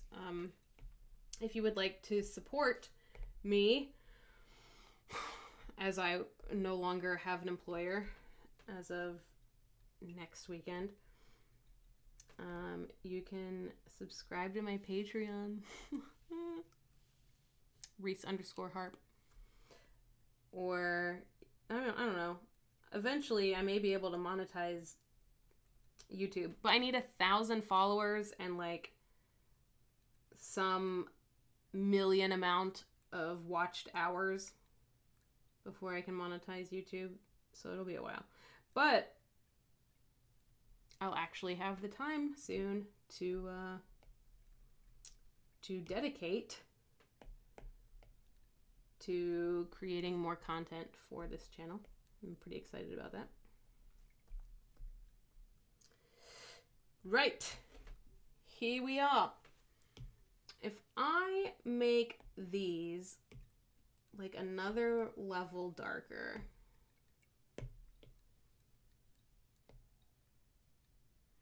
so that they're almost blacked out, but not fully blacked out, like this. Not fully blacked out, but almost blacked out.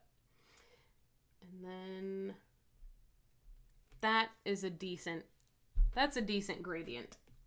I can get behind that gradient. Should you start setting up devices to just play stuff in the background all day? What do you... Yeah.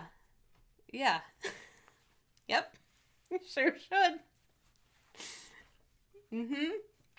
I think once I have time to dedicate to making YouTube shorts, I think shorts are probably the answer, because I looked at the data for my sonnet videos, and most people watch less than 3 minutes and click away.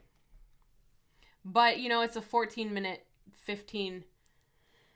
to 30 minute video, each of my sonnet videos. So, you know, you have to like, there's an audience for that. You have to actually want to know what the sonnets are talking about.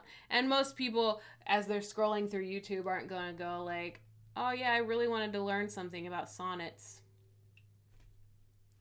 You know, if you're in class and you want to know what's the meaning of sonnet 4, then maybe you'll watch my whole video. So there's like a whole sort of, this is like so poorly adjusted today. There's like a whole extra thing that I should be doing as far as how to reach an audience to keep them watching. I should be doing shorter videos with like, you know, shorter, more bite-sized content, and I haven't had the spoons or the opportunity to actually make that. So, but that's one of my priorities once I have time to actually focus. So, yeah. Yes. Yeah, let's plan a week to just or whatever, any amount of time to just like look at our Trello board and like make stuff happen. And actually, I want to change. I'm looking at the thumbnail on the screen. And I want to change this layer, the background black layer. And I want it to be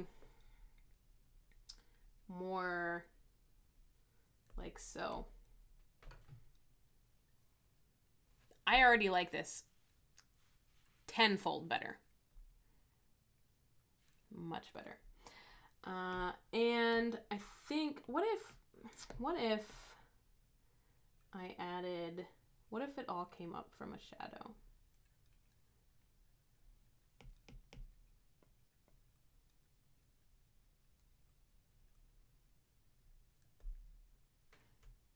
Instantly better. Instantly happier with this. But I do want to... What is that? Where is that? What is it and where is it? I need to find it. Stupid. Why is there a little white spot here? I don't know.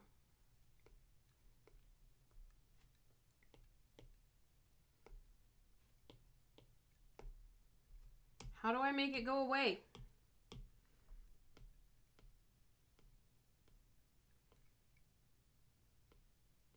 Oh, because it's here. I'm going to erase it. That's what I'm going to do.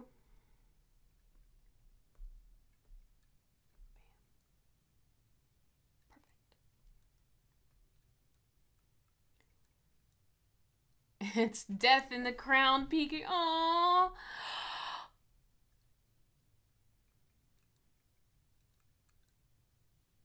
Do I dare? Do I dare? Because, like, hear me out. What if there was a little antic? What if there was a little antic in here? And he's like just over here. He's got, like, his little hand and his other little hand. He's like Kilroy. He's got his nose hanging over. There he is. Death. He's cute. He's so cute. Okay. That's silly. I kind of want to keep it, but it's very silly. And also, what's this? Is this also in the outline? That's not in the outline. That is...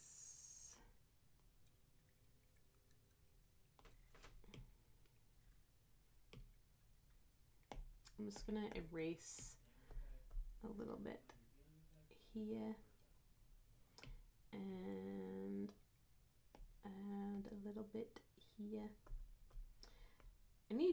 I guess what I need to do is redo the clipping mask layer on this layer.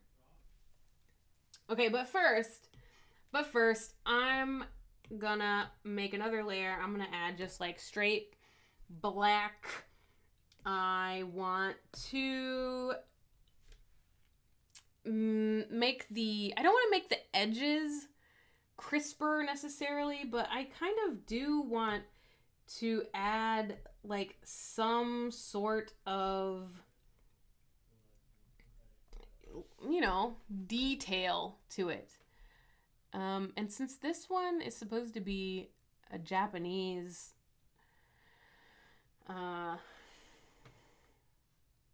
headstone, I wonder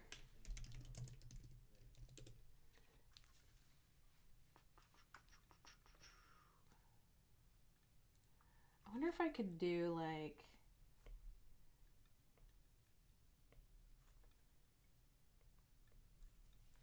death, or if that's, you know, too on the nose. It's like death is buried there. Not into it. What could be buried there?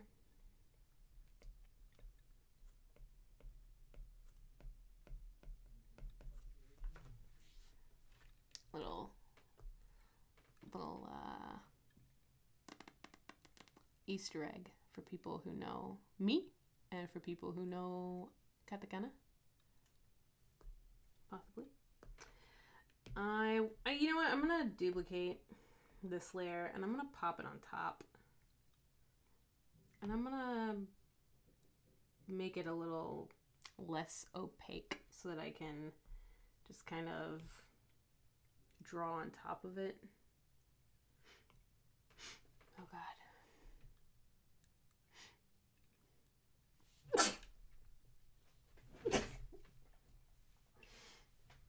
Ouch.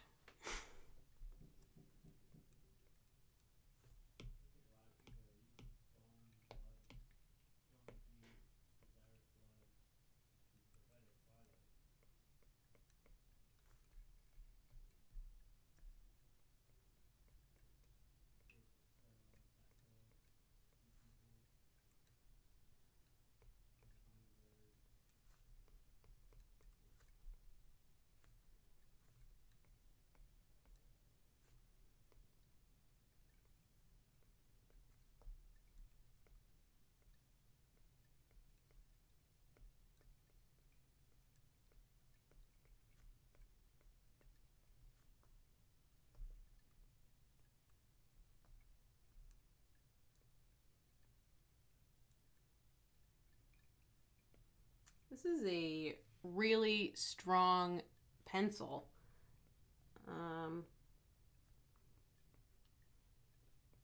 Super dark.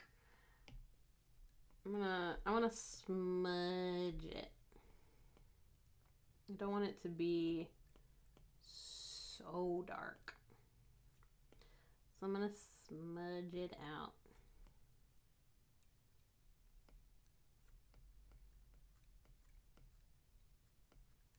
I'm gonna rub it out. I don't think I'll ever get tired of that joke. Honestly.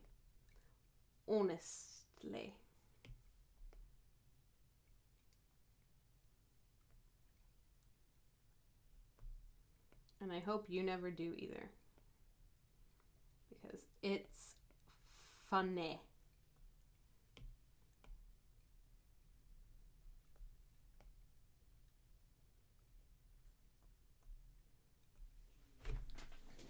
Okay. Ooh, some cracks in the stones. Yeah, for sure. Definitely. I love adding cracks.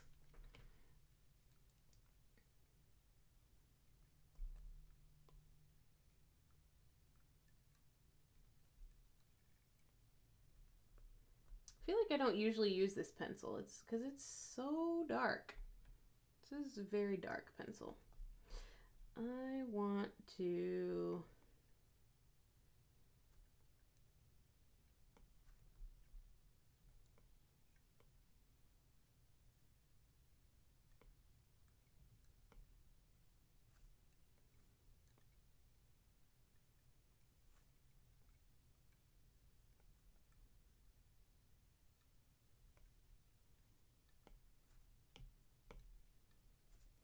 I want to reuse this motif, this triple ball motif. I'm reusing it. Do you watch the US version of Ghosts? I have not watched the US version, and I haven't actually finished the British version. I started it and I was like so into it that I had to stop because I was about to go through it too quickly. You know how like there's some shows that you just don't want to binge. You want to like actually enjoy the show. And that was what I found with the British version of Ghosts, is that it was so enjoyable and I was getting through it too quickly and I wasn't paying attention to the adorable details. So I haven't finished it, and like I haven't had the desire to watch the US version of Ghosts, but if you suggest it, I will do it. I trust your judgment as a storyteller and as one who appreciates good storytelling. So I will give it a try if you think it's worth trying. But yeah, I haven't really looked into it yet.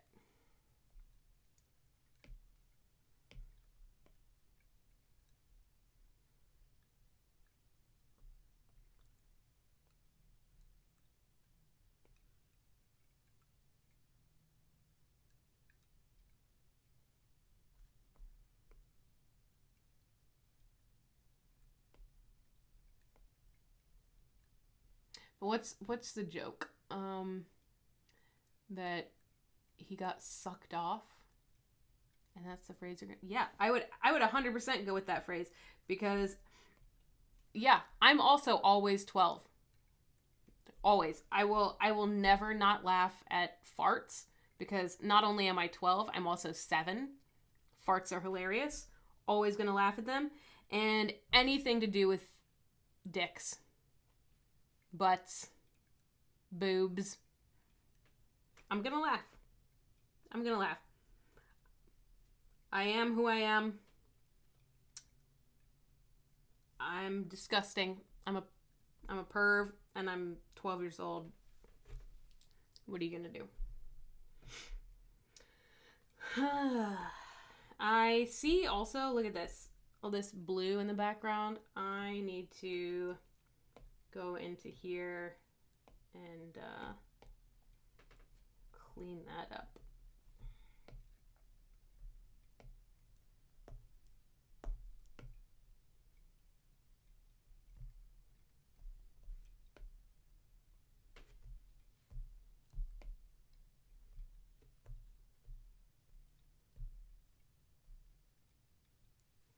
Cool. I want to also add, like, this is like too much empty space. I want to add, not in that color, I want to add it in black. I want to add just, I don't know, something here to fill the space.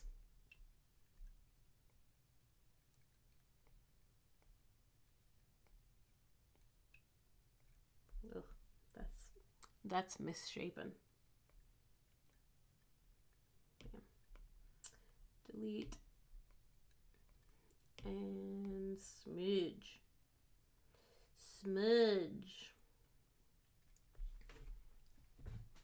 Perfect. It looks kind of like some sort of clown being. So I'm gonna add a little face here, because why not? What are you gonna do? What are you gonna do?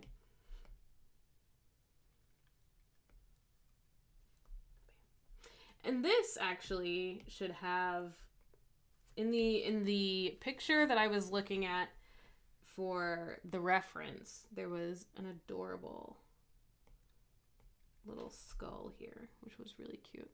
But I don't think I want to do that much detail. I think I like just having a little kind of outline for each one. Yeah, so I recently, regarding how the two shows are different, I recently watched the whole series, the whole American or North American Being Human series, which I have a bias toward because it's the first one that I watched.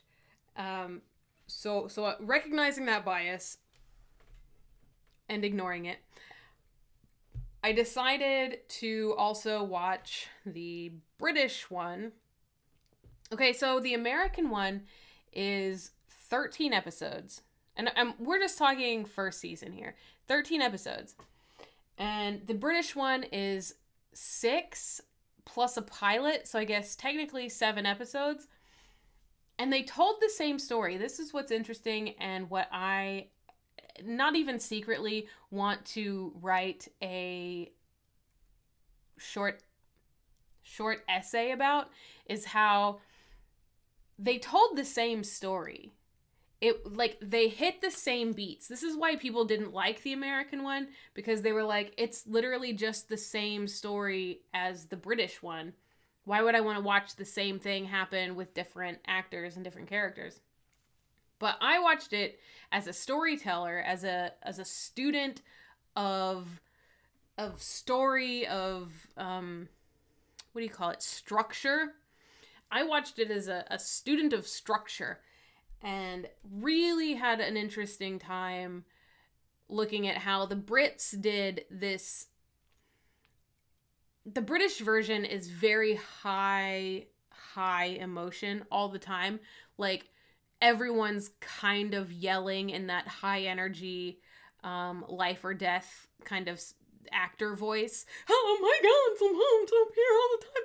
There was like no time at all for anything to set off that emotional height. Whereas the American was 13 episodes. So there was almost twice the amount of episodes. So it definitely had time to build to those heightened moments of emotion, which made me, I think, I have so much cat hair in my nose right now. It made me think, or made me not think, but feel or connect more to the characters, because I had time to get there with them instead of being like dragged along to suddenly we're in this higher state of emotion.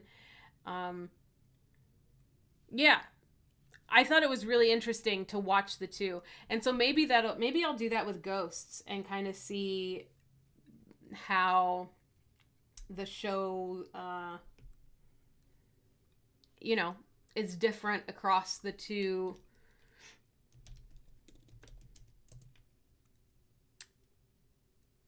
They're not different genres, but they are kind of different genres.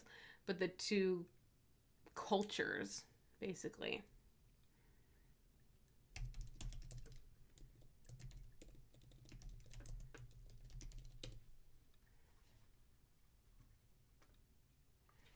And for this one, I really love the idea of it being not a Christian burial.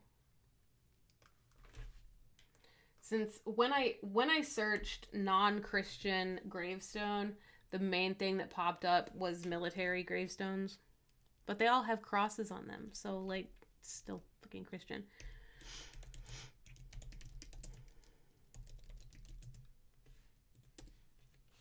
And I know that military has a bunch of different symbols you can have put on your gravestone. So I could do nice pentacle. Could do that. I know that you could have the Buddhist wheel. Here we go.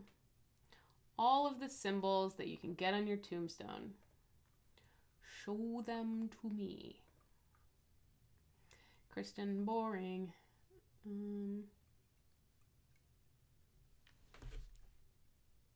The characters are both different and the same. That's interesting. I wonder, like, are they, I guess I can find out for myself when I watch, but are they, like, they have similar traits? Or they, like,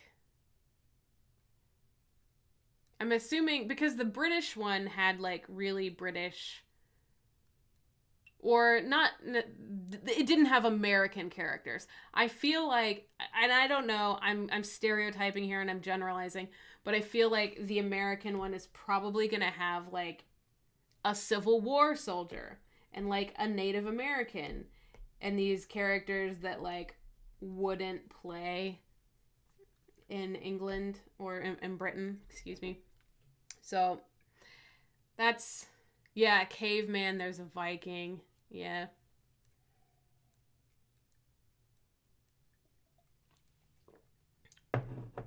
The personalities are different. See, I bet that helps to because I thought a lot of people didn't like being human because the character arcs, like the things the characters went through largely were the same.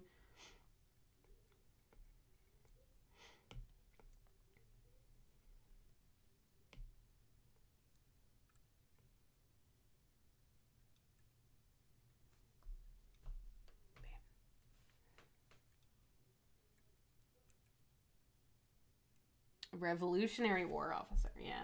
So that's interesting. I feel like it would be a good thing to watch, if not for nothing else other than like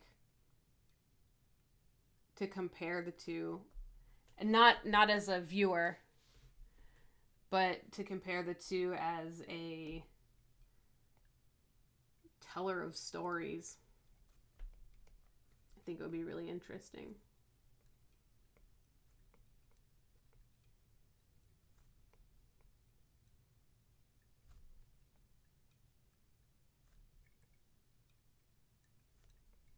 But yeah, I've had a essay brewing on the being human thing for a couple weeks now.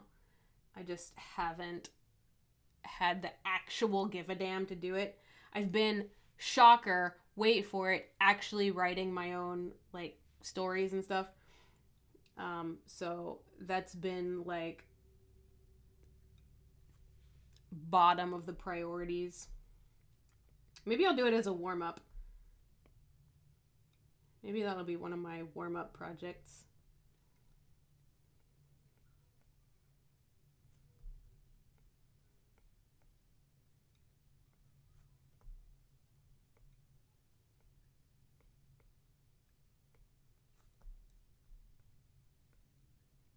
It would be a pretty fun warm up to do.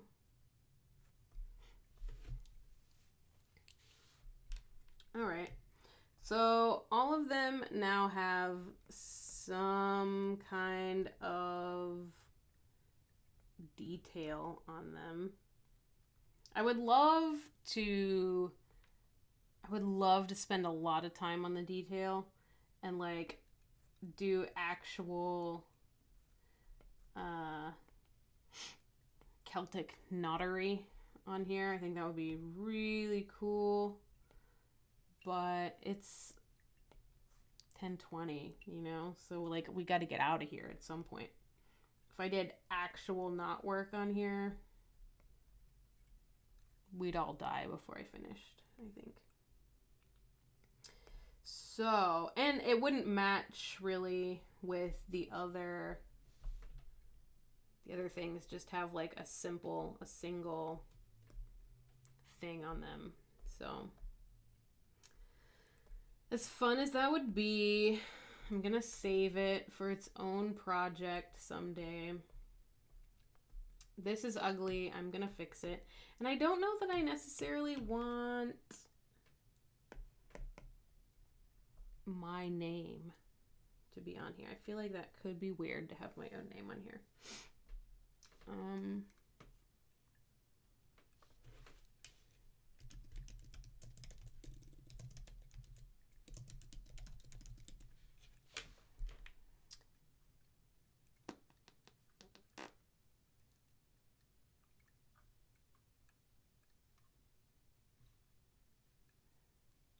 Scout leader was actually a Girl Scout leader. Finance bro has some 80s cultural biases, but he's actually pretty good deep down. Interesting. Yeah, I'll have to I'll give it a look. I'll give it a look see what it's about And again, because I can't I can't just enjoy things, I am going to end up comparing it. Maybe I'll do a whole series on on you know what? There it is. That's what I go for my PhD in, is comparative literature. Literature being television. And I will focus in remakes and reboots, the differences that are chosen and why the differences are chosen, and how or why they either work or don't work, and how all of this serves the story, and how all of this at the same time serves the audience. Susan, let's rather than my paying for school to do this, yeah, like let's do a podcast or something, because it sounds miserable doing this in school. It sounds way more fun doing it for fun. All right, I'm going to write Shakespeare in Japanese. That's what I'm going to do. Oh, man. You know what I'm going to have to do, actually, is I'm going to have to write it really big and then shrink it down is what I'm going to have to do, I think.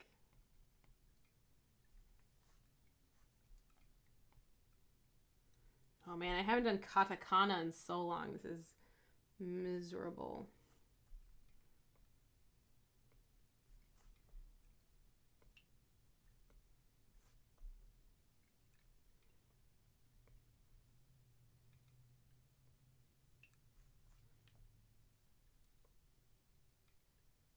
Also, none of these are like the same size either. Hopefully I get a small amount of forgiveness for not being Japanese at all. And not canceled. I could get canceled. Who knows? Okay. I'm gonna just shrink. Oh no. Oh no. I'm gonna shrink that down.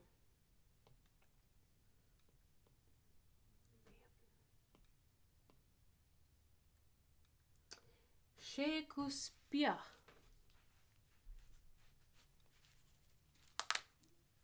Yeah, we don't need no school. We'll get honorary doctorates when we are very famous and have a ridiculous podcast with a huge community support behind it. Honorary doctorate, actual doctorate, you still get paid $20 an hour either way. It means nothing. All right, I'm going to smudge. I'm going to rub it out.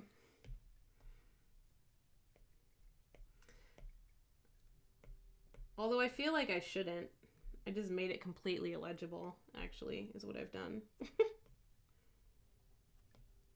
Should smudge less, since it's so tiny. And honestly, I don't really need to smudge that much, because it's writing, so it's gonna be chiseled in really well, really, really tight, right? So I don't need to smudge that much. But now all of them have something going on. I can hide this layer, do you think? Or do I need that layer? I don't know. I actually kind of like it without. I really do like that it looks like just each of these have been cut out. So I think I'm gonna leave that the way it is. I am going to redo this, however.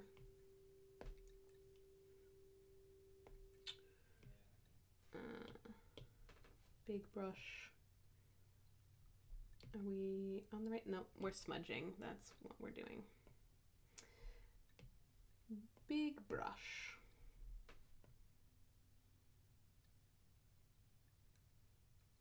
I don't want to go as dark as what's back there. I feel like that's okay. It might be a little too dark. I'm gonna change the opacity just a bit. Yeah, that's a better gradient. What also I need to do, I need to add some white. Again, just like last week, I'm finding that I'm not adding as much white as I thought I was going to when I first started the, like, let's just use black and white idea. So if we're going backlit, I think that there's gonna be, actually, let's, I don't know. I don't know. Let's just do some white edges. I wish that there was an artist on here watching right now that could tell me what it's called when you outline something in white so that it looks like it's illuminated from behind. Can somebody tell me what that is? Also, yeah, we don't need no school. We do need mods to keep the trolls out, because there will be trolls and there will be people with big opinions about the British. I actually finished my wine. I'm so proud of myself. With like, no, the American one is stupid. I hated the American one. We're gonna need to keep those guys out. And then, what is better, a doctorate on your wall or being a well-known expert in your field? Great question. I think I'd rather be the expert, because a doctorate probably means that I've spent too much money on a thing that yields poor results, unless you're like a scientist or something. But I actually wonder if I could write a book about something. Like, if you're a well-known expert, but you don't have a degree, would Oxford or Cambridge or Harvard or Yale or somebody, would they publish your book? That's what I would like to know.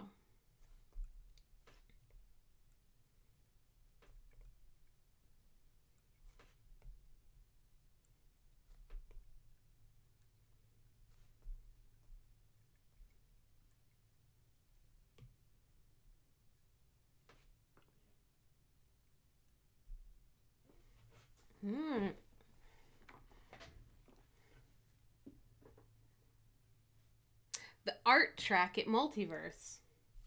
I probably could find that out there. I think you're probably right. But there's totally a name for this. I'm gonna delete this blue, and I'm gonna do it again, because like, this is fine. It captures the idea of what I'm trying to do pretty well, but it's not actually great in execution. So I'm gonna execute it better. Why do you need one of them to publish your book? If you're an expert, they probably would. If you're not an expert, you become one by publishing a book first. Interesting. Yeah, I don't know. Like, if you wanted to make a course book, I mean, you could make one anywhere. But there's the prestige, I guess, of using one of those, like, big academic presses. I don't know that I care about prestige anymore. So, hey, thanks. Man, Amy, I thought you would be the one to jump in with, like, what it's actually called. So I'm pretty upset that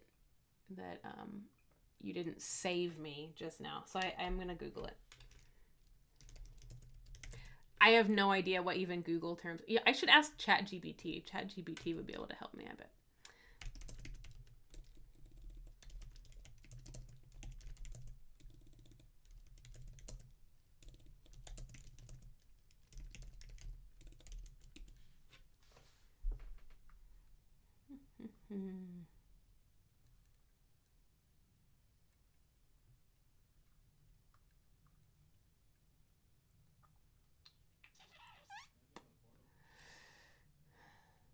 Yeah, if you wanted to get your book used by a school.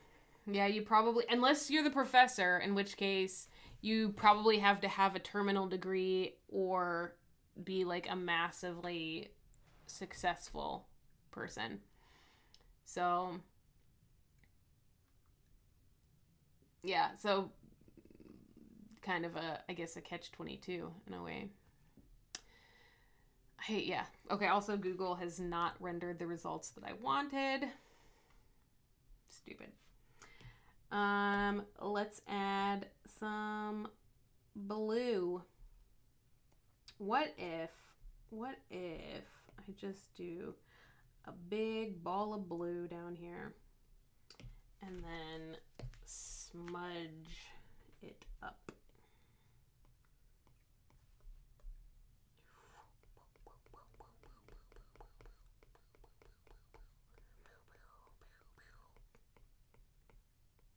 I don't know if any of you have. Yeah, right. You need to have a terminal. I think does Brandon not have an MFA? I feel like does he not have that? He might. I don't know. He might not have it. But like that's what I'm saying. You have to have a terminal degree or be like so well known that people don't question your expertise. Like I bet there's a ton of actors out there that don't have MFAs but because they're so successful as actors, like nobody questions them when they go to a college and teach as like a guest lecturer or whatever.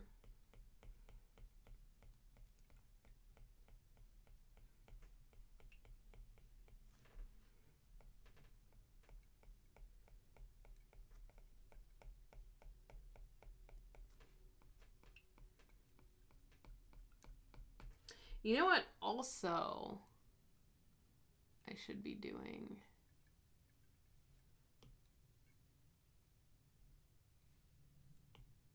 Here's what I should be doing.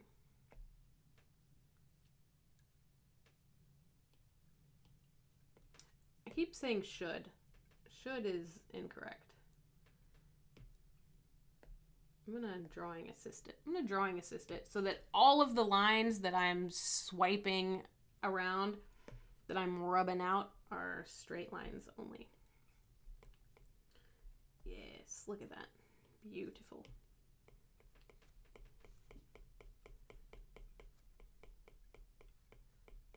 Mm-hmm.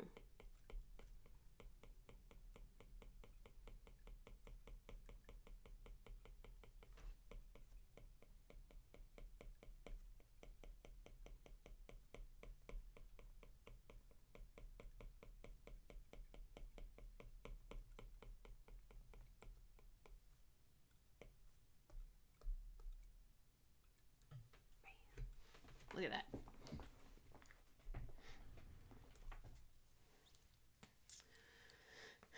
Yeah, that would be the thing. I just like I don't know that I'm thinking about an end result. I'm just thinking about like what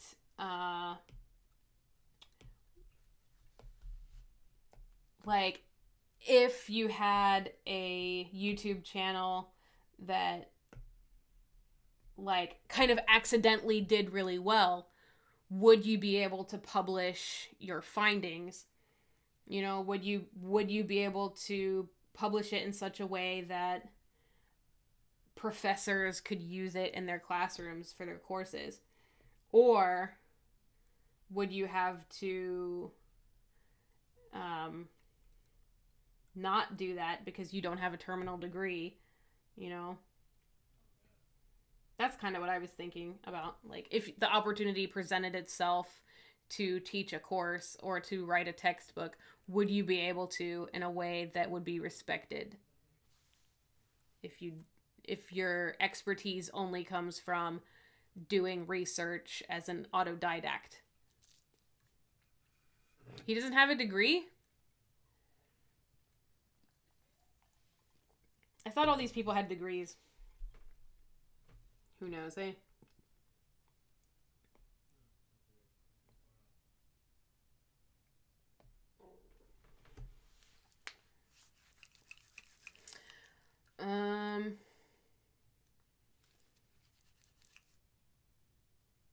Do I want to smear this around a bit? I kind of do.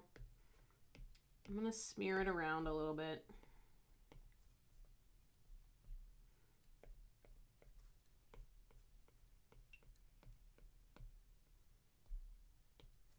I should use a smaller brush.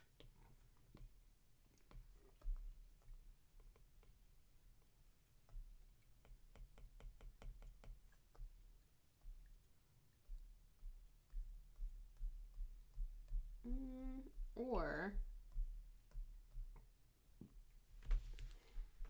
it's because it's kind of like too bright.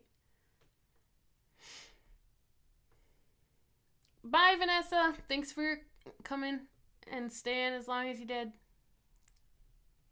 You're the best.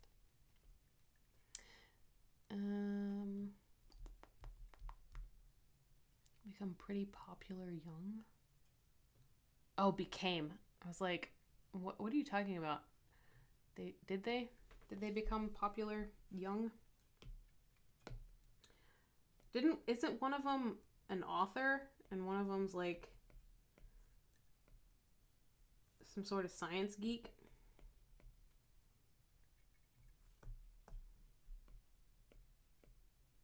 I know I come across their posts on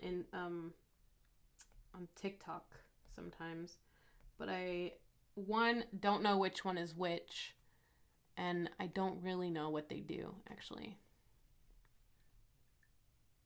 Dreams will find me so soon, Vanessa. Like as soon as I'm done with this, I am hitting the hay immediately. Might even take some melatonin to get those crazy melatonin dreams. Had some really interesting dreams lately. Because like I said, I've been reevaluating my relationship with alcohol.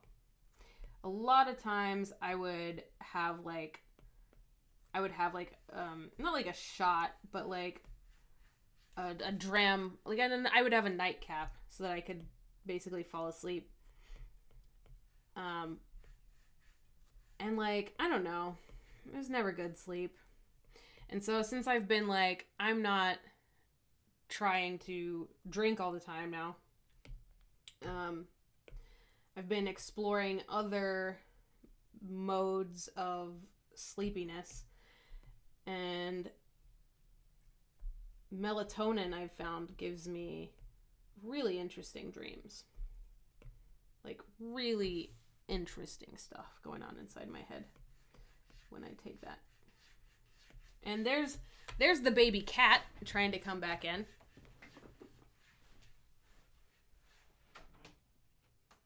Come on, little one. Come on. Hi, baby fan. Hello. Hello, my sweet kitten. Hey guys, look, Fenn's back. Meow, meow, meow.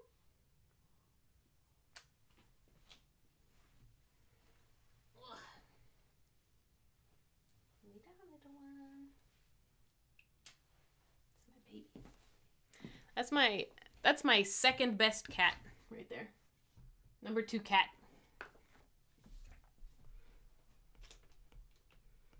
Hi.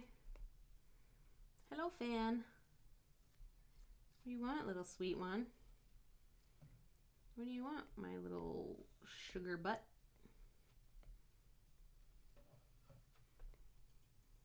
Oh, you want to eat my pencil? Yes, I would love for you to be able to eat my pencil, but you can't.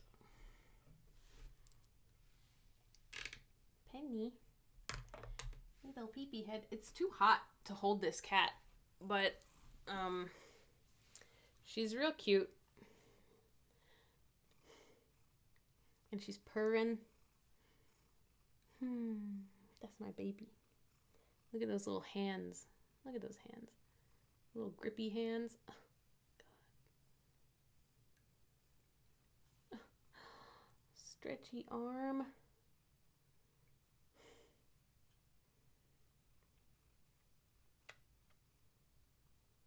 Got a stretchy arm and a grippy hand. I'm dead. I'm dead, guys. I'm dead. Hi, little one. Oh, God. Now you're just watching me hold this cat. Is this quality entertainment? Little baby. Why don't you go to your throne? Go to your throne, my king.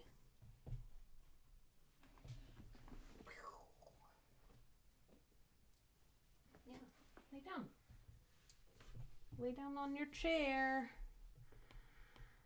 I'm almost done, Fen, and then we can go to sleep.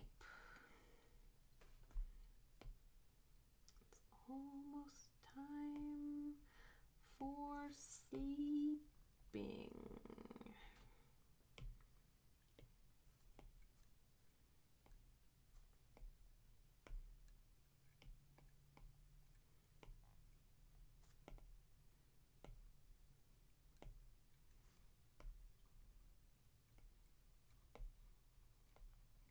She was so mean to me yesterday.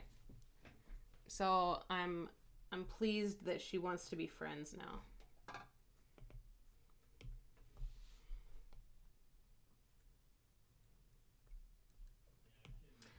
I am gonna try something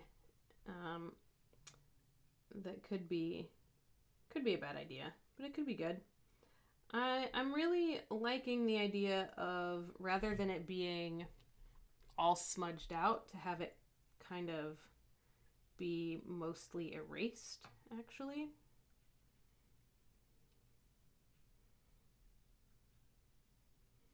To have it just be like a really, really thin line.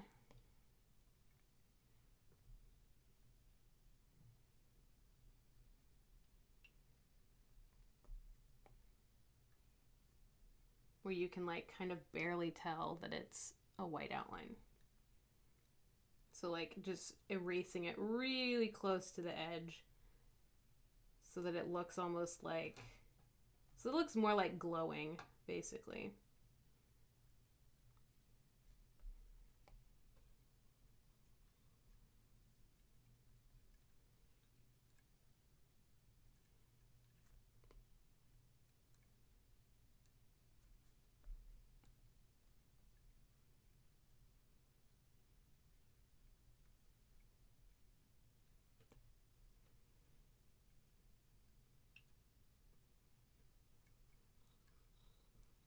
Fan, what are you doing, my little baby? What are you doing, my sweet? She's straight up trying to eat my pencil while I'm using it. Edging is not, that doesn't mean, to me, probably what it means to other people. Because I'm a sicko. Is why.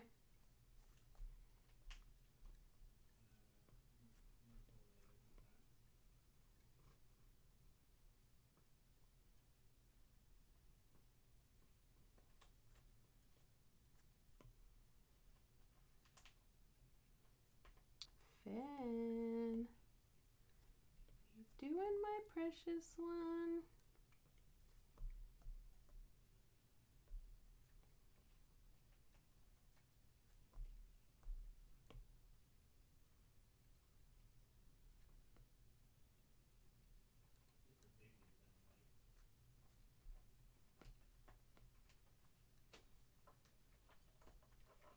Finn, stop. Yeah? Don't eat that. That's not for baby cats. No. No.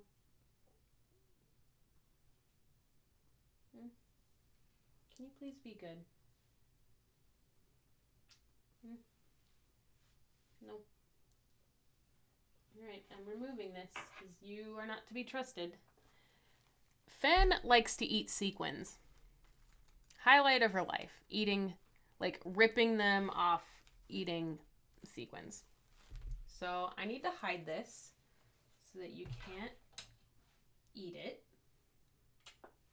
Because you're bad. Yep.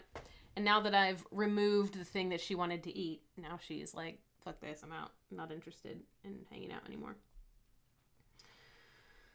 Classic fucking Finn. Fine. Whatever. I don't need you. I don't need you. Oh my god, now she's over there eating a keyboard. She's a fucking monster. I love her. I love her so much.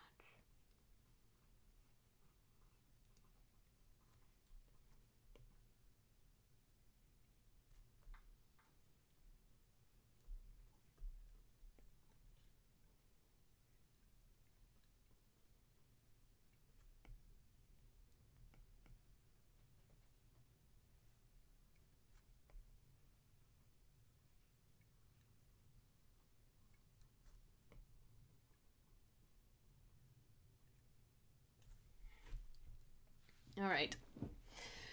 Whew. Of course you said it for a reason, because you're also 12 years old. And you can probably do that using the FX panel. You know, I don't know what all I can do, honestly. I could, like, for sure, kind of duplicate the main subject of the thing and color it white and then make it just a little bit bigger, kind of just spread it out like that. I could definitely do that, but I don't know. I like doing I like using the computer for some things, and then other things like really letting it be by hand. So I want to just add some blue highlights in here, maybe. And actually, I wonder, actually, I feel like, what is that? Clipping basket. I want to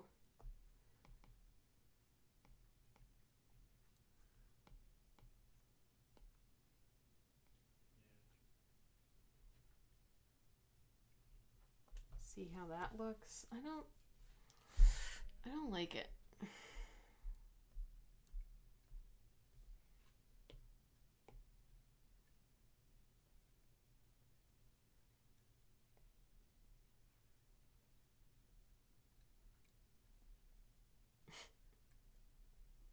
I mean, that's kind of fun.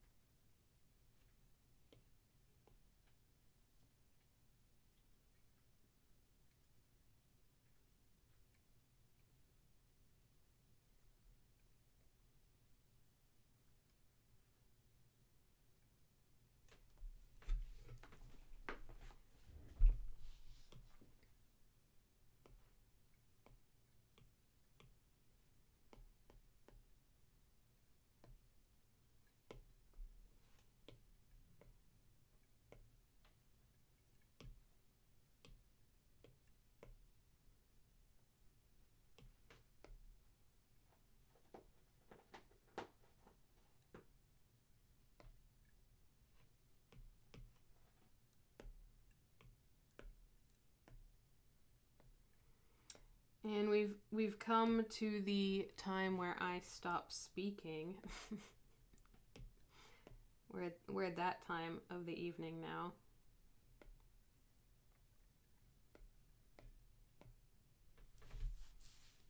But hey, look at this guy. This ain't so bad. The question now is, do I center it on the canvas? Now that it's like fully completed, do I center it on the canvas? So here's what I'm gonna do.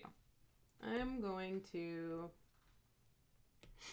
copy the canvas entirely, and I'm gonna paste it, and I'm just only gonna show this one. No, I've done something wrong. I've miscalculated. I need to hide the background layer.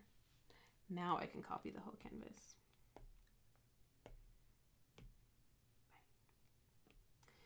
And I'm going to turn on the drawing guide so I can see where exactly the middle is. Although it does have like kind of a snapping sort of feature nowadays. So that's center, and that's maybe center.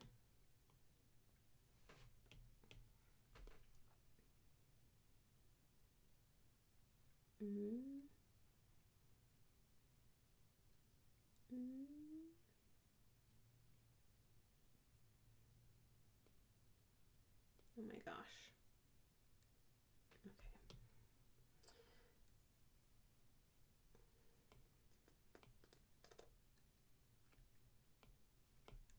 Turn the background back on.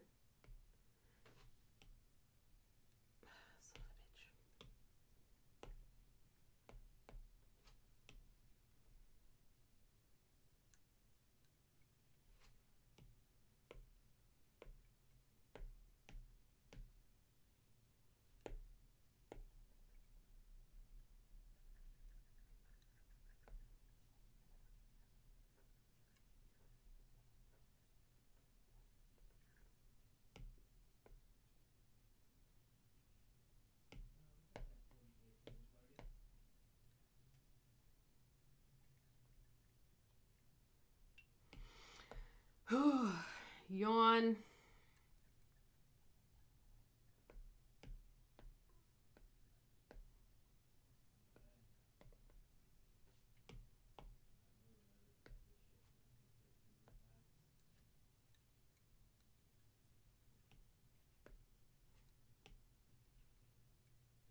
Son of a... Select the layer. I wish it would select the layer. I asked it to select, and it only does it sometimes. All right, is it centered? It is fairly centered now. Turn that drawing guide off, and now we have like this fun cutout situation in a kind of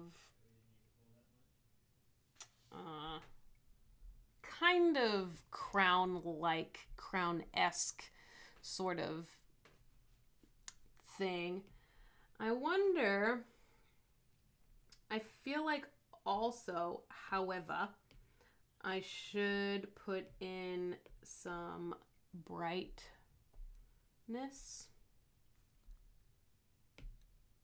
Again, pick the color that I select, please. I'm going to do the drawing assist again and just draw some like bright white shininess to it.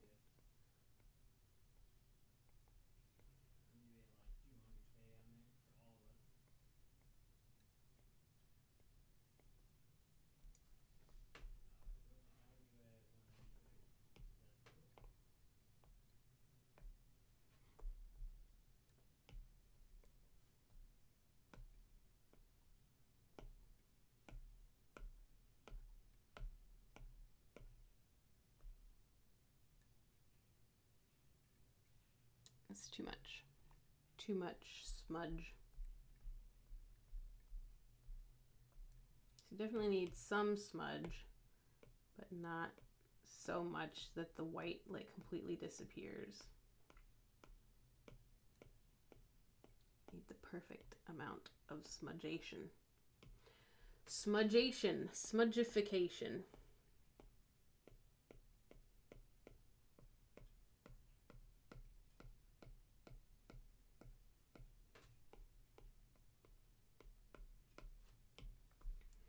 And then we need to delete where it's on top. Should only be behind.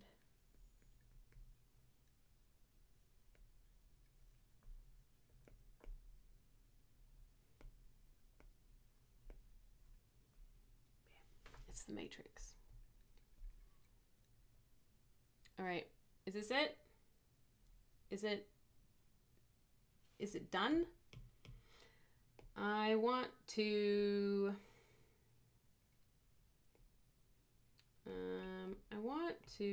I want some like white in this background.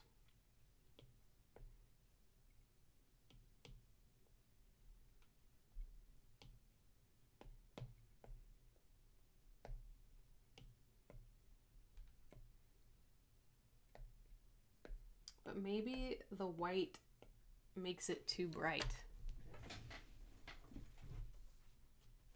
I feel like it doesn't let it be set off as much.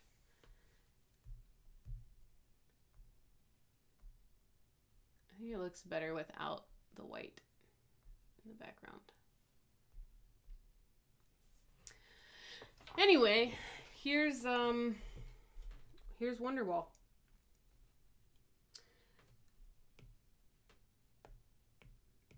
But what if I did it?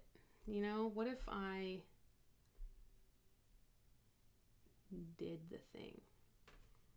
What if there's just like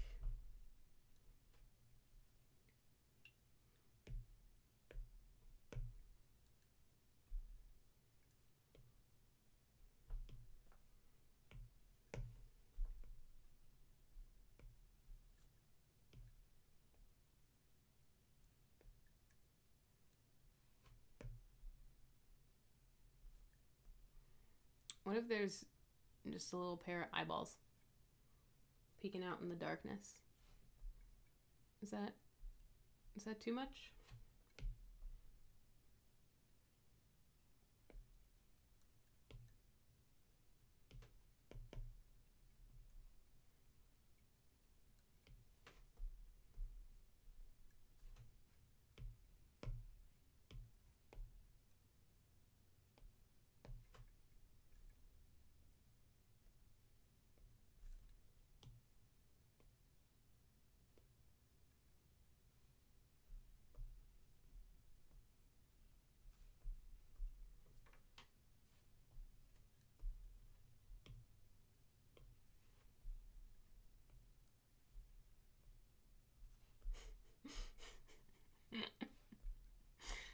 Oh, it's so stupid. But it's fun.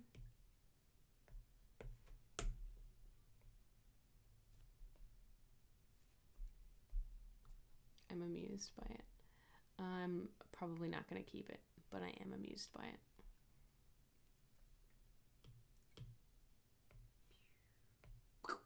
All right, so this is Richard II. I think I'm largely happy with how it looks. Mostly.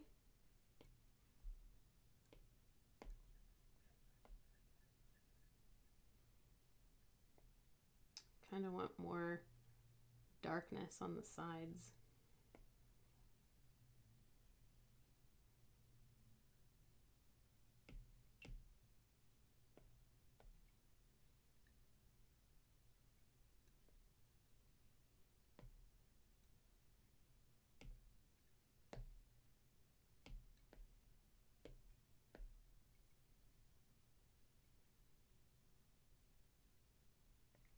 It's actually pretty cool to have it just like mostly black. Like, let's say hypothetically I just colored the whole thing in black.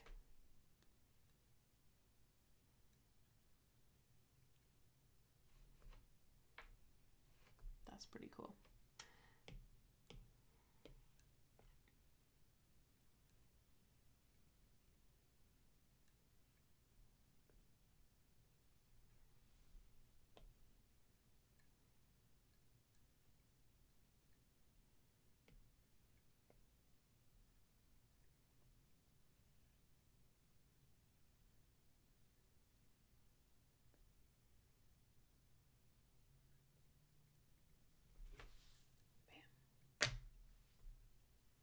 Okay. Okay. Am I done? Maybe.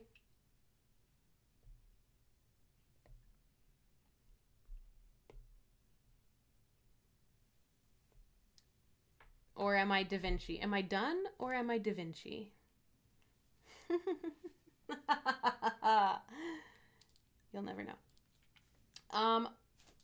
Here we go. This is Richard II. Next week. What's next week? I feel like something's happening next week that I'm... You know what? I'm going to have to rearrange the week after next. The week after next, I'm going to be at JordanCon. So I won't be able to live stream on Thursday because I'll be in Atlanta. So next week, not next week, but next week, I'll stream probably on Wednesday, maybe Tuesday, because Wednesday is going to be like a holy shit, I'm not ready for this convention day. So I might stream on Tuesday next week. Or the next week. Next week, thanks for coming, Britt. I love you. Have a good sleep. Next week is the 8th. That's May. I'm looking at May. April 13th. Next week is Merry Wives of Windsor. Oh, God. A play that I don't particularly care for.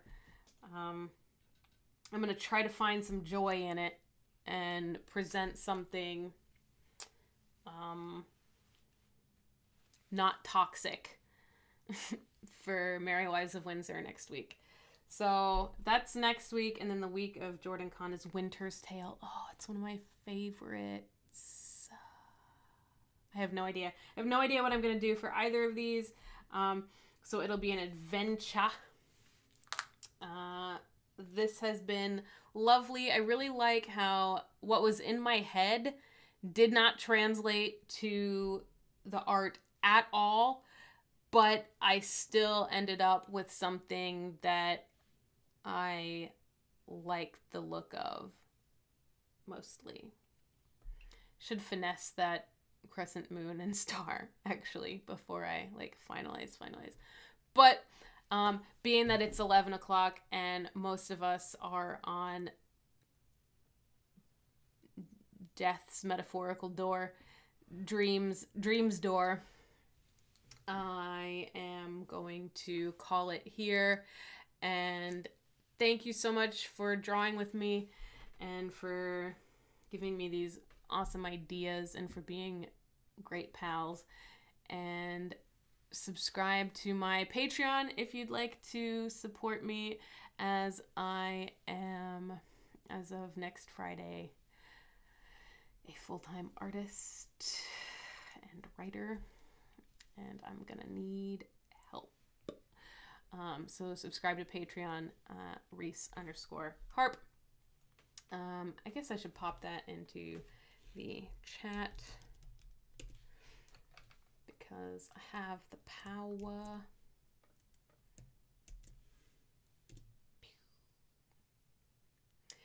And yeah, thanks for hanging out with me. I will see you all Thursday next week, and then probably Tuesday the week after next. It's been great. It's been lovely. I love you all. Have a wonderful night. leave some comments, you know? Tell me about your Richard II experiences and whatever. But